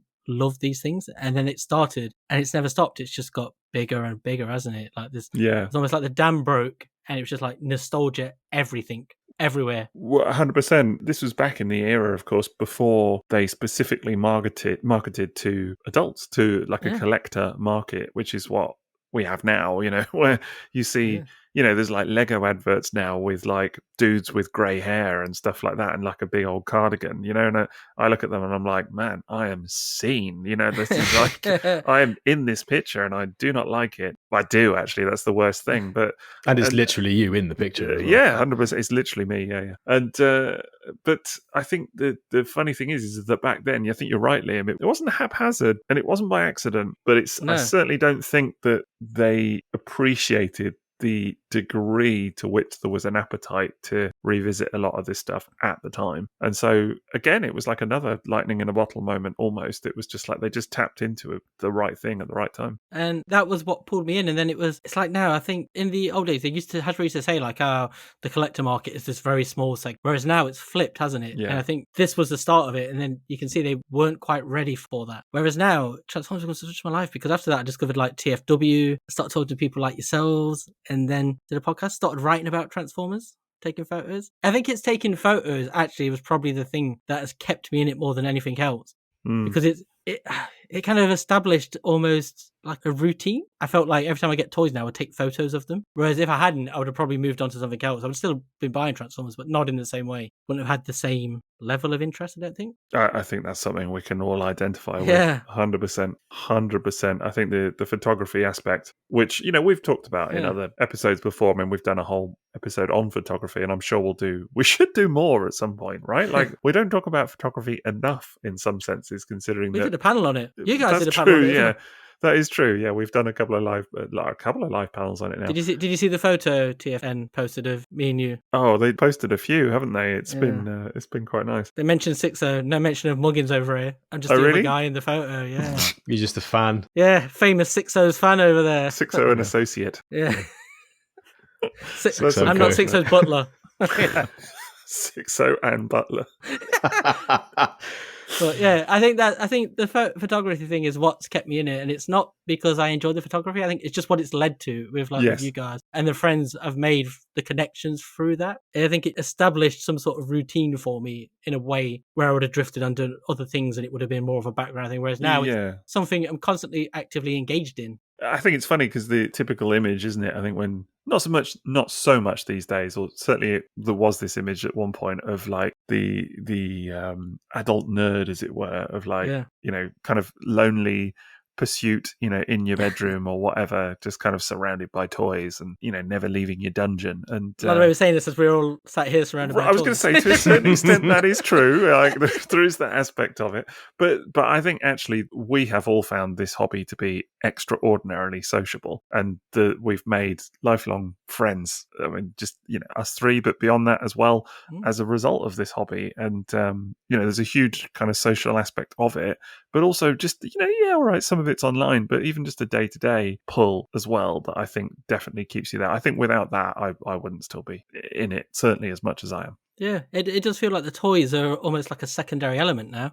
There's something I buy almost to participate in. I don't know, like there's stuff obviously I buy mostly for nostalgia. Like for doing this podcast we talked about before, I've gravitated back to G1 more than modern stuff. But the stuff I buy is more just to be like, oh, I'm part of it. But what it is now for me is talking about it with you guys. But like I was saying, I've made now, like you guys are two of my favorite people in the world, and so many of our friends are like that, like Dan, James, all of these people.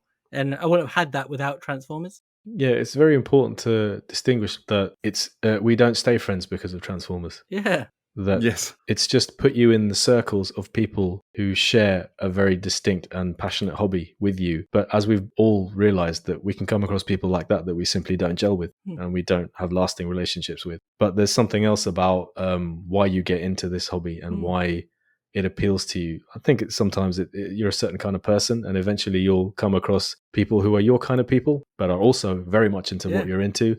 And that's an extremely strong bond to make with somebody who's not just the kind of person you would have hung out with anyway, but it's someone you share a lot of the same passions and beliefs with as well. Yeah, I think there's a shorthand there almost, isn't there? There's a kind of something to talk about that just immediately kind of gets you so far down the road with people. But then that's not a building block for a long-lasting friendship as such. If ultimately, as you said, if you're someone that you wouldn't gel with anyway, just the fact that you both like toy robots isn't going to cement that friendship forevermore. But every friendship you make is like that. There's a shared interest or something that brings you into a conversation. Yes. Like so many of my lifelong friends through playing football together. I see them now. We don't talk about football. We talk about everything else. And it's the same with this. It's just Transformers was the in. That was the catalyst more than anything else.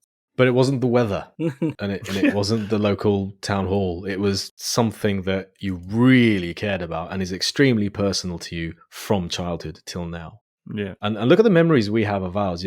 My Transformers, my childhood ones are inextricably linked to memories of doing things with my parents as kids, or with my brother, or with, as an adult, with everyone I podcast with, photograph with, spend time with online, have gone to conventions with and have memories forever. It's very personal. So it's not just an in, it's a very deep in. Yeah. That came out wrong phrasing. You have those same...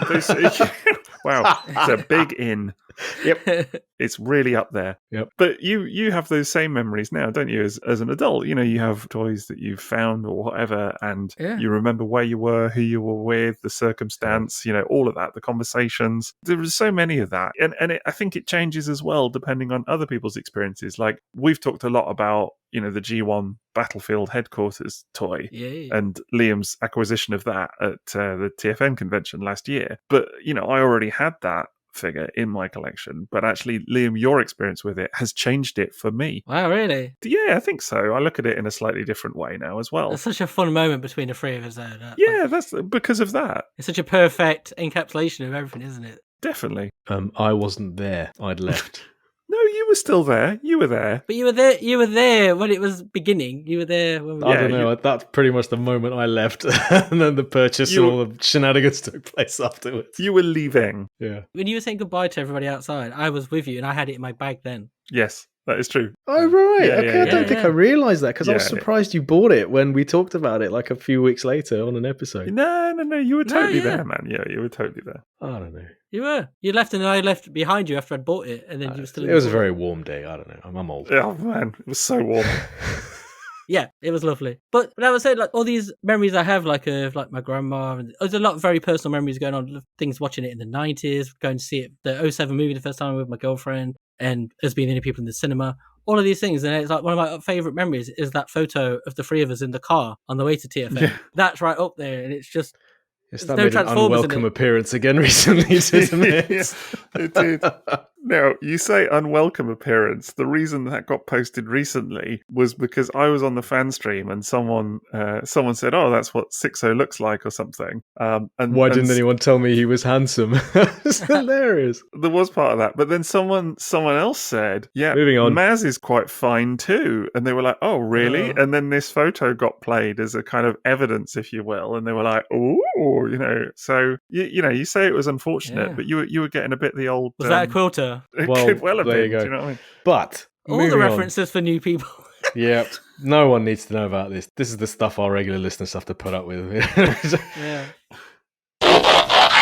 Sixo, Yes. you over there. I am. Why did you get back into it as not a child but later? How did that happen, and why did it stick? Yeah, it's funny because it's really hard to explain. I think there was an extent to which Beast Wars did get me back in, in kind of teenage years. And it feels weird because, like you, I sort of, in some ways, I'm like, oh, I've had breaks in collecting, but it's always been there. Even if it's in kind of in the background, in the periphery or whatever, like it's always kind of been a presence as such, I suppose. So yeah, Beast Wars definitely got me back into it. Even things like the Generation 2 comic in the 90s kind of kept me interested. I remember going, and I've mentioned this many times on this podcast, but going to a toy fair with my late uncle in the 90s in Birmingham, and that, picked up a couple of G1 toys. That was the first G1 purchase after childhood, if you like. That was the first kind of, these were toys that I could have had as a kid but didn't, and now I'm going to buy them for the first time. So there was something significant about that. But then, to be honest, through from the very early 2000s, I would say 2001, maybe 2002 onwards, I didn't really collect for a good little period of time. And it was Masterpiece that kind of got me back in. See, even then, I was going to say I had a break, but even then I started picking up Masterpiece, and that was like 2003 onwards. And really, so actually, yeah, it's been continuous. I think the thing with Masterpiece at the start was maybe it feels like a break because they only put out one toy like every 2 years or something, and then you got a big break. But it was still, whenever they did a new Masterpiece figure, I would get it, and and that kind of carried on. And then Masterpiece started to ramp up a little bit. I think the real catalyst then maybe was kind of MP10. Masterpiece, the new Optimus Prime that they did, because that was the one where it was like, okay, we're going to start putting out more toys at a larger rate, and you're going to get more of them, and it's going to kind of create a whole world. And then third party started and all of this, and that was the point. That was all I got at the time, was Masterpiece toys. And it very much, to me, it felt like, okay, this is acceptable because it's it's quote unquote adult collectible. This is something that you can have on a shelf in your house, and it's fine. Do you know what I mean? This is okay. I can have people round, and this is not a problem. And any kind of worry or whatever that I might have had about any of that at the time has just melted away really since, because it's like that was the gateway drug. And then slowly from there, as you know, Maz, that led me slowly but surely back into vintage collecting. So with G1, I think there was a point where I remember thinking, actually, it would be really nice to have just a handful, just a couple of G1 toys. And I think it started for me with thinking, because there were so many cool G1 Optimus Prime recolors. So, like the 1984 toy has been done in so many colors over the years. I remember thinking I could just get some of those, from reissues and things. And that would be like a really cool little mini display, like all of its own right. And that, it's kind of snowballed, and eventually you get to where I am now, which is just with lots of toys. And but yeah, no. So I think it's always been there. Is the honest answer. I think that is what I was saying earlier about Transformers the movie, is that there are so many touch points to this franchise. I think if it was just toys, it may not have had that long lasting effect. But I think it's almost like the movie kept me going, the comics kept me going, various aspects of the toys kept me going, and then when they started putting out, high end toys that looked like, is what we said earlier, looked like the cartoon characters that we'd never seen them in toy form, that was definitely an appeal at the time. And really that was just the gateway drug to more, and then revisiting toys from childhood and so on and so forth. So, and I think now it's just such a part of my life that it's hard to imagine it not being there.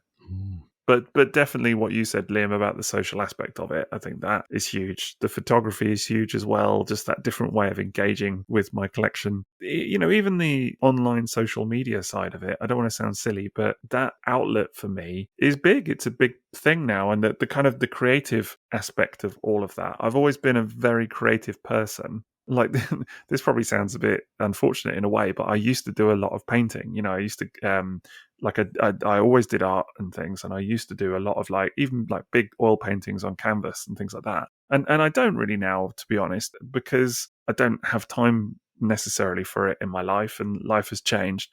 But I have other creative outlets for that part of me. And actually, it's, as weird as it sounds, Transformers is a big part of that, and I find that I can be very creative in this hobby in a way that just works for my brain. It's really something important for you, though, isn't it? Like you've taken it to a different level almost with that sort of stuff. The amount of content you have, YouTube, the podcast, all the articles, photography you do. For you, it is not a job, but it's more than a hobby, isn't it? It really is. Yeah, for sure. I really, really enjoy the creative aspect of it. I love creating. There's this word now, content, isn't it? And I suppose that's what it is. I'm not a big fan of the word content as such, but for better or for worse, I do love creating content. I love putting stuff together. So you're a content creator. Yeah, I guess so. But I find it tremendously satisfying, and I don't see that wearing out anytime soon. How about you, Mez? Yeah, I mean, a lot of what you have been talking about, I can relate to. Yeah, I got to admit, when I pitched this topic, I kind of thought that we'd all end up saying roughly the same thing. And that's why I've asked a few questions to try and probe a little bit deeper. Because I get the feeling that my answer to this bit is going to be a little bit more personal. Okay. And I'm going to feel really seen doing it, because I don't feel like yours would put yourselves so vulnerable for it. But I mean, I think I must have been 10, 11 when Transformers stopped being a thing for me as a child. Loads of other things, football, video games, Star Trek. I got into all that stuff. I rediscovered Transformers around the age of 18. And at 18, I was in university. And I think I've always been a creative person as well, but my choices for education were not creative. I picked physics, maths, and chemistry, and that led me to choose things like astronomy and astrophysics to study at university, which seemed like the right thing to do. Obviously, was big into space and sci-fi, and I thought that's what I want to do. I struggled massively at university with those subjects. I didn't get on with them at all. I really disliked uni from the get-go. And by the time I'd reached the age of 18, that I wanted a certain type of life for myself, but it wasn't accessible. I didn't feel like I was the person I wanted to be. And when I got to about 18, 19 at university, I had proper internet access, so we had an internet room at that point. I didn't have a computer at home yet that was connected to the internet. And we're talking this like 1998. And, I'd go into those computer rooms and I'd just surf the web, and almost like the nostalgia was strong because I'd start to think back to being younger and being happier when I was younger than what was happening as an 18-year-old, as a 19-year-old. I wasn't happy. Still living at home, actually. That was probably a decision. I should have left home to go to uni, but I decided to stay home, study in London, really not very far away from where I live. And so I started looking at websites, and you find GeoCities websites, and there were people who had Transformers websites and stuff. But prior to that, I'd been hanging out with a friend of mine, and I mentioned this on the episode not long ago. He had found the Transformers, the movie soundtrack, at HMV on CD in 1998. That had come out. And so I went to his house, and he played it for me. And tying into that, looking back to happier years, it was like, wow, this is amazing. This is bringing back so many wonderful memories. And so I started thinking about Transformers again. And so I looked them up on the internet, and at no point did I think I was going to start buying Transformers. I was starting to collect Marvel comics at this time because a friend of mine in school lent me a few Iron Man comics and Venom comics, and I'd really gotten into that thanks to the Spider-Man cartoon, in the 90s. Loved that. Great cartoon, man. And then the Iron Man cartoon as well. And these Marvel cartoons were quite influential. I am Iron Man. That one. Exactly, yeah. Yeah. And looking at the internet, saw people who were buying Transformers in this day and age, buying vintage toys. It was almost like those people gave me permission to like that. Yeah. And to accept that I would consider doing that. I will actually not just look back fondly on my happier years, but I'm actually going to dive headfirst, into that feeling of warmth and happier times again. So I did that by looking up, where can you buy Transformers? What were the ones I really loved? Didn't throw away any of my childhood toys. Still had them all. Still loved them. Saw them every now and then. found a collector's shop in Croydon run by a guy called Craig. And I went down there and I remember coming home with a new Transformer, a vintage Transformer for the first time since being a child. And I know my parents were really weirded out by that. They were like, what are you doing? Like, why are you buying toys? Like, is everything okay? You know? And then I went back the next time and spent 400 quid. You know, I was like, whoa, look at the stuff that this dude, he has vintage boxes. I can buy an original Transformer in its original box. I can be like those people on the internet. Some dude had bought a sealed vintage Transformer for $150. And back in 1998, to me, that sounded like lunacy. Like, why would you spend that money? I'm not as dedicated as you. I don't love it as much as you. I know my place. Look at us now, you know. And then I went and spent 400 quid and I came home and was like, okay, I guess this is a thing I do now. And I loved buying those toys again, that experience of experiencing a rub sign again, the little red decoder strip to put on the back of the tech spec, all of the memories of what the instructions look like, what did the catalogs look like, the artwork on the boxes, but the ones without the memories, the toys I never had, the toys that my folks didn't buy me, that was totally the drive. And I guess I was just trying to fill this unhappiness with something else, and I was, and it was working. And then you meet people online and you realize they collect certain things. They influence you and you think, well, I'd like to be accepted by these people.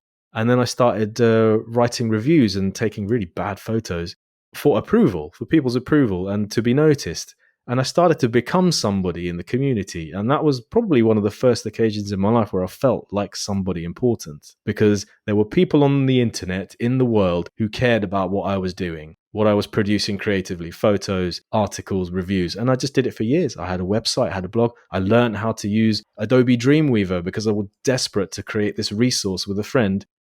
It was a tfu.info like resource, but we did it before. And I remember someone linking Ant to that and saying, look, these guys have already done what you said you were going to do. And we started doing it with packaging variants and foreign toys. We had access to a lot of collectors with really rare stuff, but obviously we didn't continue. That dude disappeared off the face of the earth, and I didn't have the passwords to the website or the details of the website, so the domain expired. So that died on its ass. That's a shame. But I got the taste for it, and I was like, okay, I can make a name for myself here. I can, be a researcher. I could be a toy archaeologist. I could be an article writer, learn about these things. And I loved that feeling. And that is what really cemented it as a hobby for me as an adult. It wasn't the mass owning of toys. It was what you're saying. Finally, a creative outlet where I could do what I really loved with things I loved that made me happy. And at the same time, have attention, have approval, have, respect. And it was a big thing for me at the time. And that's kind of why I stayed in the hobby. But it's also kind of a dangerous thing, because then you leave the hobby when it gets too much. You get too involved, you get too het up with other collectors who are looking for rare things, or you have a disagreement with someone online, and it's all just too much because you're too deep into the hobby at a certain age. And I just thought, well, I just need a break from this. So I had a very back and forth relationship with it. But I think it's exactly what you said. It's the creating aspect, knowing that I've gotten so much better at photography thanks to this hobby. Yeah. I learned how to create a website thanks to this hobby. I learned how to write because of this hobby. And my job that I have now, it's effectively a dream job for me, is I got this job not because of 14 years of working in education and the skills I learned there, but it was because of everything I was doing in my spare time, writing articles, taking photos, all the stuff that were keeping up to 3 a.m. in the morning, night after night for years. That's what they were interested in. People who were able to write stuff fast, interestingly, and communicate things that are difficult in a simple way. And that's what got me the job I have now. So I have loads to be thankful for to Transformers. And that's to say nothing of the social aspect that you guys have been talking about. Going to shows, meeting people off the internet. Like, what? So you did what? You met a person off the internet back in 1998, and you went to a show with them and loads of other people you met off the internet, and you had a good time. And you're going to do it again. That was the start. And you're looking forward to it. And they turned out to just be people. That's one of my favourite people say that. You met on the internet, you're like, well, they're just people. There are other people on the internet. Yeah. But that's what we did collectively, isn't it? Yeah. We gave each other permission to like this. I think so. We enabled each other to lean into this and not be just like this private little cupboard of things that is a secret that you like and you're kind of ashamed of because it's not the done thing. But it's that boy or girl you see on the train platform wearing a Transformers t-shirt for the first time because you haven't seen a Transformers t-shirt since 1987. You're like, who makes those? I want one of those. the nod. Yeah. It was always the nod, like, Yeah. Yeah, I remember yeah, going yeah. to Virgin Megastore and I think buying a Transformers t-shirt there, buying anything I could buy. We've talked about this so many times, but it's a very different world now because the reality is, I mean, now if you see someone out and about wearing a Transformers t-shirt, you could almost not notice it. I mean, I always think of the bumper stickers, because do you remember when it used to be a big deal where you would see a car in traffic and it would have an Autobot or Decepticon logo on the back of the car, and like someone would be like, "Hey, hey!" Whereas now it's almost like I would say they're 10 a penny, and I'm not dismissing that it's still fun, but yeah, it's normal. It's like, yeah, okay, cool. You're into Transformers, the same as you're into, I don't know, golf or whatever it might It's be. just as common as seeing somebody wearing a football shirt. It really is. Like exactly. any of these things. It's like we talked about before, is you can walk into Asda and see 800 different Avengers t-shirts and Spider-Man stuff. But when you think back to the 90s, you were like, whoa, this stuff, you would never see this stuff outside comic shops. And that's, I suppose, to me, it's what it was like. The internet then, it wasn't the internet, it was people I knew from comic shops. That's how I got into friends with Spider-Man. 100%. Stuff like that. And then it graduated to the internet with Transformers and stuff like that. I can distinctly remember me and some mates getting on the train to go all the way into the centre of Birmingham as a young teenager to go and visit Nostalgia and Comics in Birmingham, which is, it's still going today. It's an incredible shop. But, and that just being like, but it felt like a really niche thing that we were doing. It felt like this is unusual somehow, or on the kind of periphery. Normal people don't do this. And exactly. Now it's very different. I'd never visited a comic shop until the age of 16. I think it was 17. Really? That was the first time I'd been to a comic shop, yeah. And it was because there was a guy in my class who was reading Marvel comics, and I obviously watching cartoons. I thought, okay, look, can I borrow these comics? And he said, well, why don't you come to one of these comic marts? And we went to a comic mart together. I was like, oh my goodness, we have these many comic stores in central London, and it was amazing to then see Transformers in those shops. Yeah. That was incredible. Yeah. But Transformers comics as well. I was like, okay, those aren't toys. I'm not so into those. But I'd wanted the toys. Culturally, we're in such a different place with this stuff. Like, it is no longer just like, nerds. Completely. It's everybody has that. Like, everywhere you go, somebody is wearing a Marvel t-shirt or a Star Wars hat or something. Yeah. You know what I mean? Like, you can't walk down a street without seeing something like that. It's not just like the stereotypical nerd as it would have been portrayed in the old days. It's just everybody now. Yeah. It's great. And it's so much for the better. It is, yeah. To have moved just beyond comic shops. I mean, you think back to the late 90s, there was no YouTube, there was no Facebook, there was no Twitter. What was your online experience of having a community who were into this kind of thing? It was very, very hyper specialized on Google News groups or a particular Yahoo forum. Yahoo groups. Do you remember Yahoo groups? Things like that. These were really specific internet spaces, or IRC chat, where you'd meet like-minded people and just talk about it there. Whereas now, can you imagine if someone had said to you, like, let's take Sixo, for example, with incredible passing 25,000 followers on Twitter. Someone had told you could be on a social media platform talking about toys, the Transformers, and have 25,000 followers. Yeah, it's insane, really, isn't it? Including Jonathan Ross.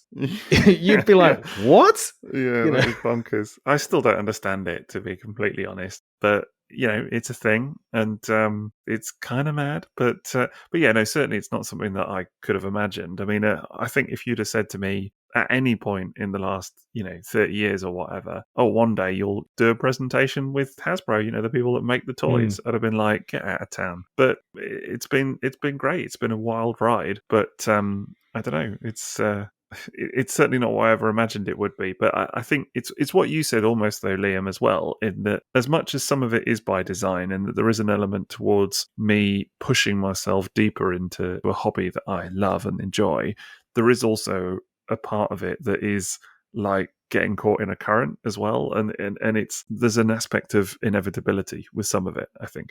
But you are pulled along because there's so much going on. You are just pulled along with it because you're involved in it. Yeah. And I think some of it is because I think, at the risk of saying it, there's an aspect of all of us that this is who we are at our core. This is the thing. This is something that we just love. And it works for all of us, whether it's because of a creative outlet or it fires up something in our imagination or it's a social thing or whatever it may be. It gives us something that we enjoy, endorphins or whatever it might be. Dopamine hit after dopamine hit on purchase. Yeah. Well, yeah.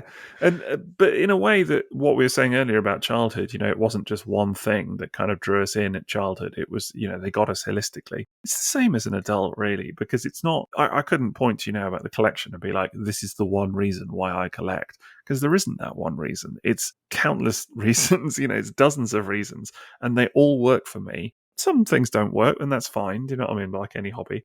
But I think we're all in that regard, and so there's a respect to which this is just who we are at our core. And you can have your younger years where maybe you try and downplay it or push against it a little bit. But realistically, if you are someone, if you're a collector, I suppose, is for want of a better word, you're gonna end up in that space eventually, aren't you? I've managed to duck out of it all on a couple of occasions. Like I've sold my toys, I've left the community, I've given up whatever I was running, walked away from it all, and lived a different life for a while. Spider-Man no more.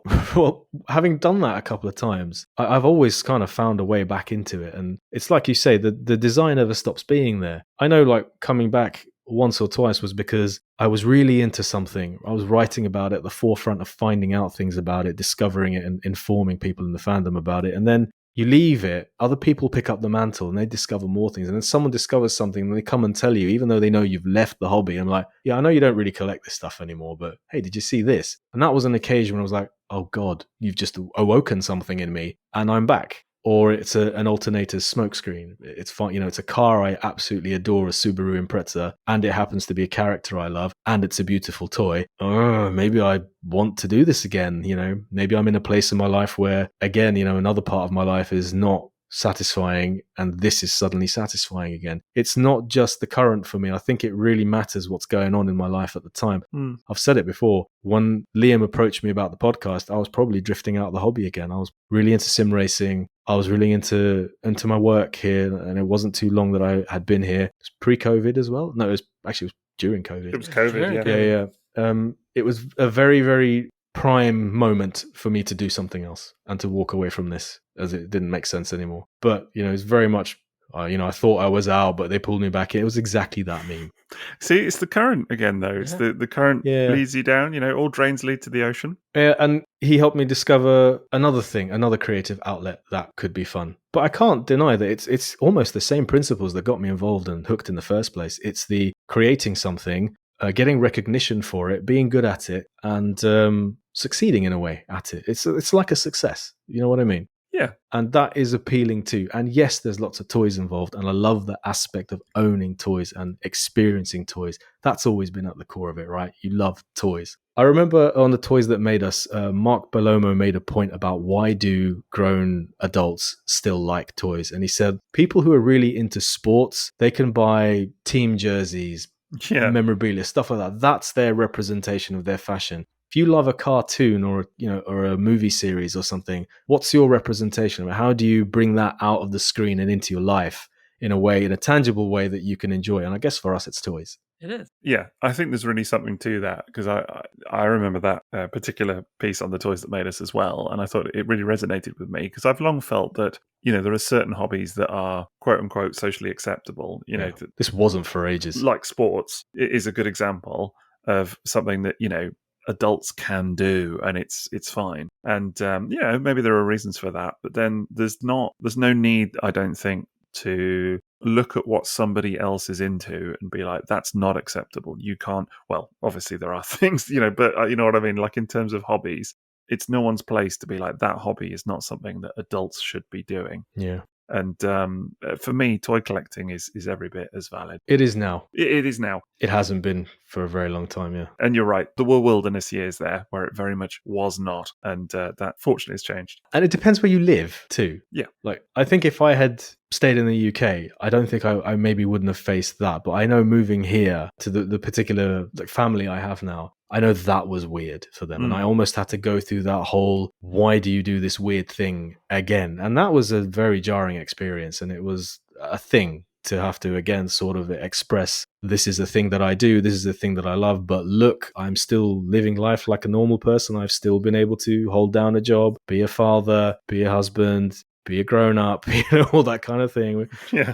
May have hit a few stationary park cars, but that's fine. It just would have demonstrated that this is not life defining. And it's always been very important to make sure that this hobby stays in its place and doesn't start being the tail that wags the dog. And I've come really close to knowing what that looks like and having to be like, whoa, hang on a minute, But that's it, isn't it? The Transformers isn't who you are. It's just part of who you are. Yes. Like you mentioned the Toys That Made Us guy talking about football jerseys.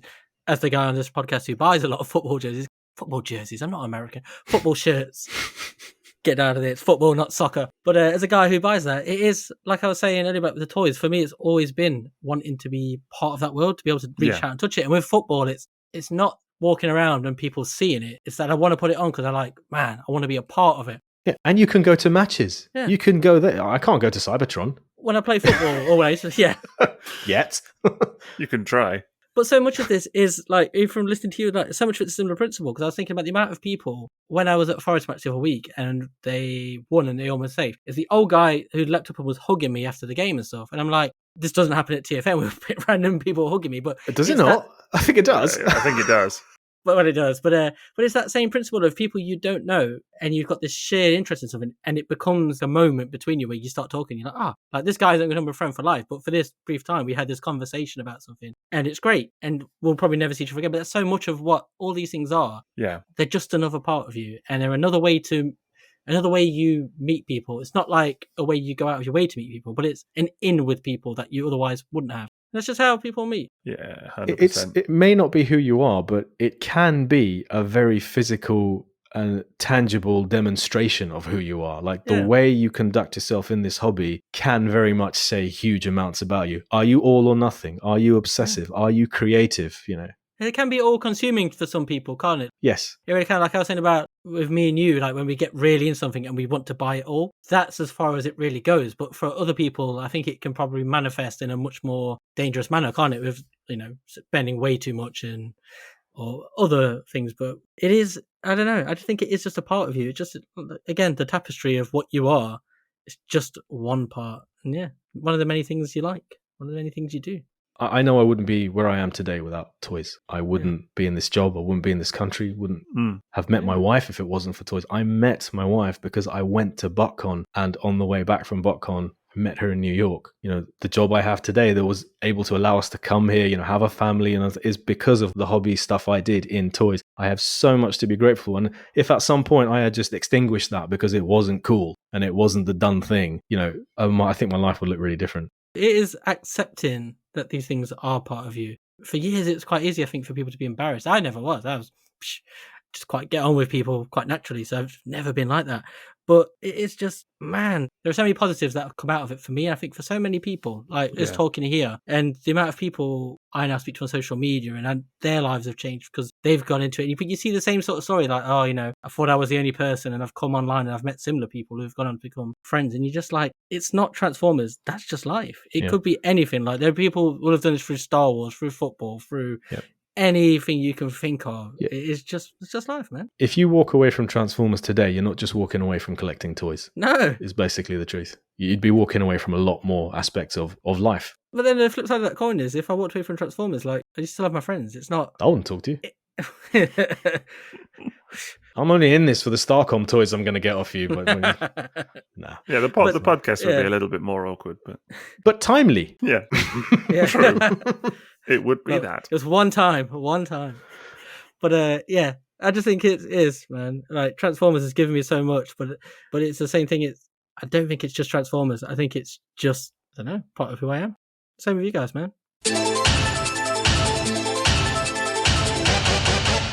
Well, that sort of brings us to the end of this episode. Now that we've talked about why we like Transformers as kids and why it still appeals to us as an adult, not just as a toy line, but also as something way more, like being part of a community, being content creators, being somehow involved in something larger than just buying toys.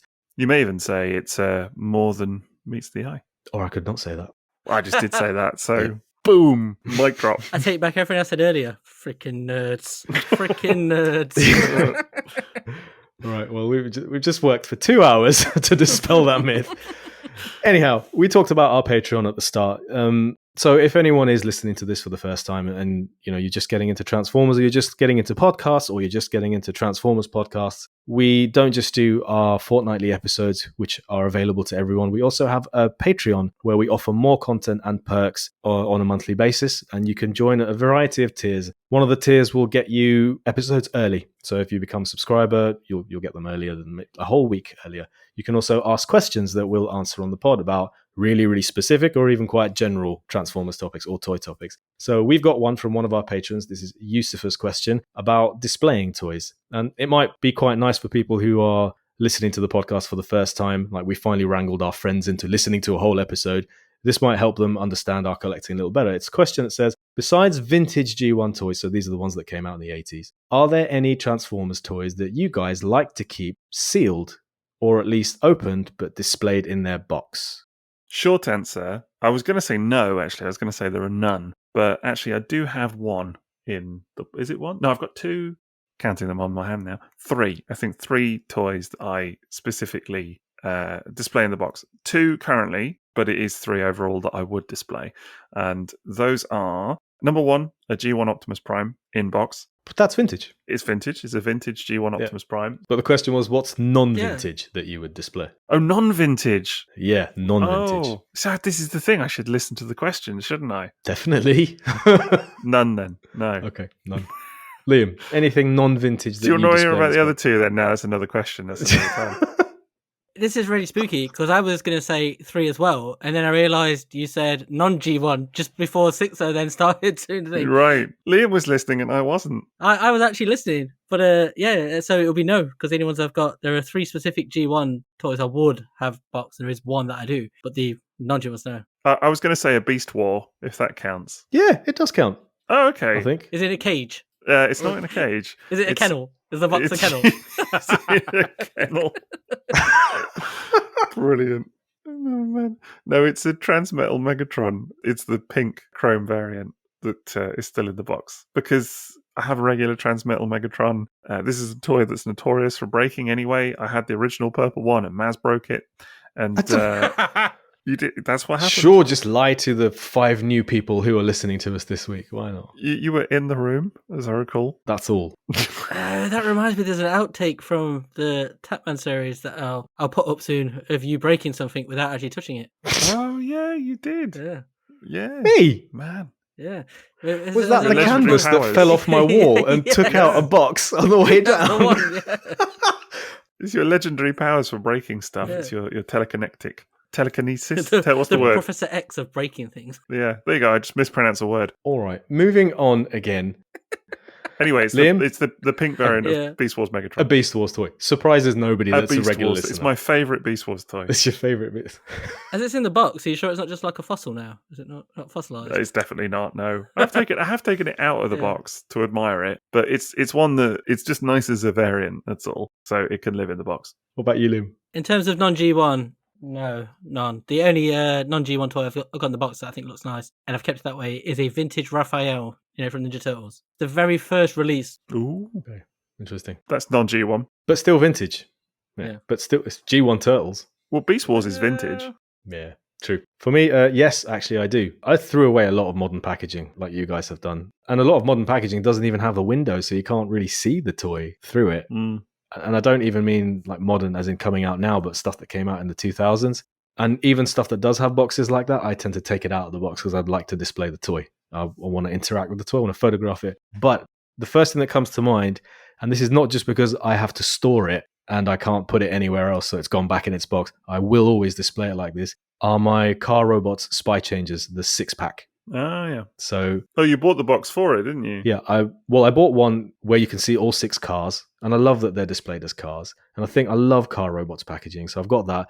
I've got another box which has got the clear versions in, another box that's got the repaints, and another box that's got the Just Go clear one. So I've got 4 of these 6-packs where you can see. That's the only 6-pack I have. You're like Peter Andre. Maz's 6-pack. Wow.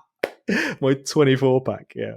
It's like that Shredder toy on Tapman where he's got the abs going around the side. Oh, yeah. It's like a Lego Batman where he's like, I've got an extra ab. Yes. But yeah, That's the car robot spy changes. I've heard about your golden balls before, but never your six-pack. Right, yeah. Right. Those are vintage. So yeah, it's car robot's 6-pack of spy changes for me. Right, thank you very much, Yusuf, for that question. Another perk of our Patreon is that if you are a Sixo's Butler or Goldbox Classic level subscriber or patron, you get your name read out on the famous roll call. I'm saying it. It's going to be a thing. Don't say that. That's nerd. That's wankery. Oh, right. Okay. And nerdy. What was the name of your autobiography? It was A Brief Moment in Wankerism. That could be mine. Yeah, you can be the ghostwriter.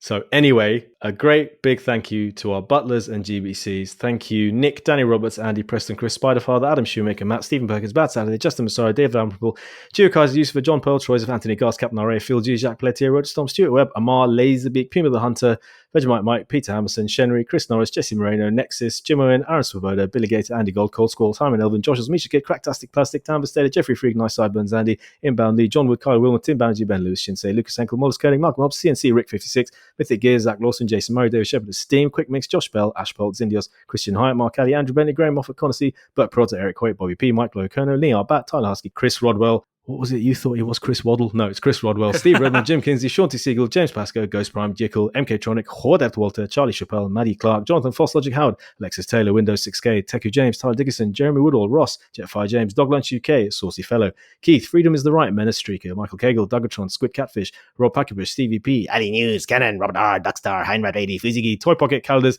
Michael Brandt, Unchrosmatic Boar, this list is really long, Darge, Camley, Absurd, Miguel Gonzalez, Meow Nyan, Spider Bob, James Hooks, Kit Catastrophe, Brandon Mahavi, Jamie Vaughan, Collecticon, Chup, Doggedy, Goldbolt, Alec Trevelyan 2022, Riley Lentz, Emperor Galvatron, Matthew Deadman, Spencer Butler, and a big thank you to our new patrons, Alan Johnson, Anthony Baker, Adam Brady, John R, and the Mapes brothers, who you might recognise. What a list. What a list. I feel like one of the people who sat at a Grand Prix and just watched loads of cars just zoom past. Like, whoa, whoa, whoa. Actually like that. What's incredible is that list keeps getting longer and longer and longer. I think like on the first time we did that, it was like 4 names or something, and it just went really quick. And then it just keeps getting longer every fortnight. And I'm at the stage now of thinking, gosh, is there going to be a point when it's like 15 minutes of the episode? It's getting close, actually, to the point where it might just have to be split up between the start and the end of the episode. I don't know. Or we just drop a few in every few sentences. Can I just say, I appreciate the way you try and break that up with different voices. There was different speeds. I've got to get the Chris through it Waddle somehow. part again. I love the fact he comes back up. It's everything I've got to resist doing the CNC Music Factory joke when I get to CNC Rick 56. I've done it now. So I do think that Chris Waddle should have signed up with the name Diamond Lights. Why? Oh my gosh, really? That's the name of the single he did, Waddle and Huddle. Chris Waddle did that song, Diamond Lights. Terrible. Will we get a Tapman episode on it? You've set him off, Maz. Santiago Jones would have found that hilarious. Now that's a niche reference. For an audience of one, there you go. Yes, exactly. Love that guy. Well, it's worth saying that actually, as much as sometimes we're like, do people like this, having their name read out? We get so many comments, don't we, on Discord and wherever else from people that love it. They're just like, they love hearing their name. They made me do it on stage. Yeah, we did. Yeah, you did it live. We did, yeah. Brilliant. We're going to bring it back to TFN in August. It's his own panel. Yes, Maz reading names. That's it, a whole hour. Maz reads your names. Brilliant. The live show. People will get t-shirts for it. Be a big t-shirt. Yeah, it would, with all the names printed on the back. Well, we also have a sponsor for the evening, and that is tfsource.com, who you heard about earlier. Do check them out for all your Transformers and third-party needs. And if you need some merchandise, like our good friend Ken from Kensington, who messaged us quickly. Oh my God, these are getting worse. He messaged us very quickly asking, he just wanted to say that he'd recently had his bathrooms done up. He's like, lads, any recommendation on a shower curtain? And yeah, head over to our Rebel store at rebel.com/people/triple takeover/explore, and you too can get yourself a triple takeover branded shower curtain. Can't wait to hear next time from Harry from Harrogate. Oh, now you're just being ridiculous. These are real Right, people. that was too much. Okay. I can't be held responsible for their name and geographical locations. It's just a very convenient set of circumstances. But yes, if you want to be like Ken, then you can contact us via social media on Instagram, Twitter, and Facebook. And that is at Triple Takeover, all one word, on Facebook, and at @triple_takeover on Instagram and Twitter. Lads, where can they find you? I am at TFsquareone on Instagram, Facebook, and Twitter. I'm at Sixo TF on Twitter, Instagram, Facebook, YouTube, and Patreon. And I'm at Toybox Soapbox, anywhere there's an at. Oh God, I've just realised if we're telling people who are colleagues and friends to listen to this, they all know our Transformers social media accounts now. Do Cat's anyway, out of the bag. My mum follows me on Twitter already. 25,000 times. Yeah, it's just her. She's just great. 25,000 shell accounts. All my mum. Right. Bless her. Well, that's all for this episode. At least I have really enjoyed talking about why I'm into Transformers, and having done 56 episodes of this podcast as well, it kind of felt strange to have not covered that. So yeah, like Liam says, if you want to share your history of Transformers and why you were into it as a kid or why you're into it as an adult, or if you finally, as a friend or family member, listen to what we've been recording really late at night for 3 years now, I hope you enjoyed it. Catch you next time.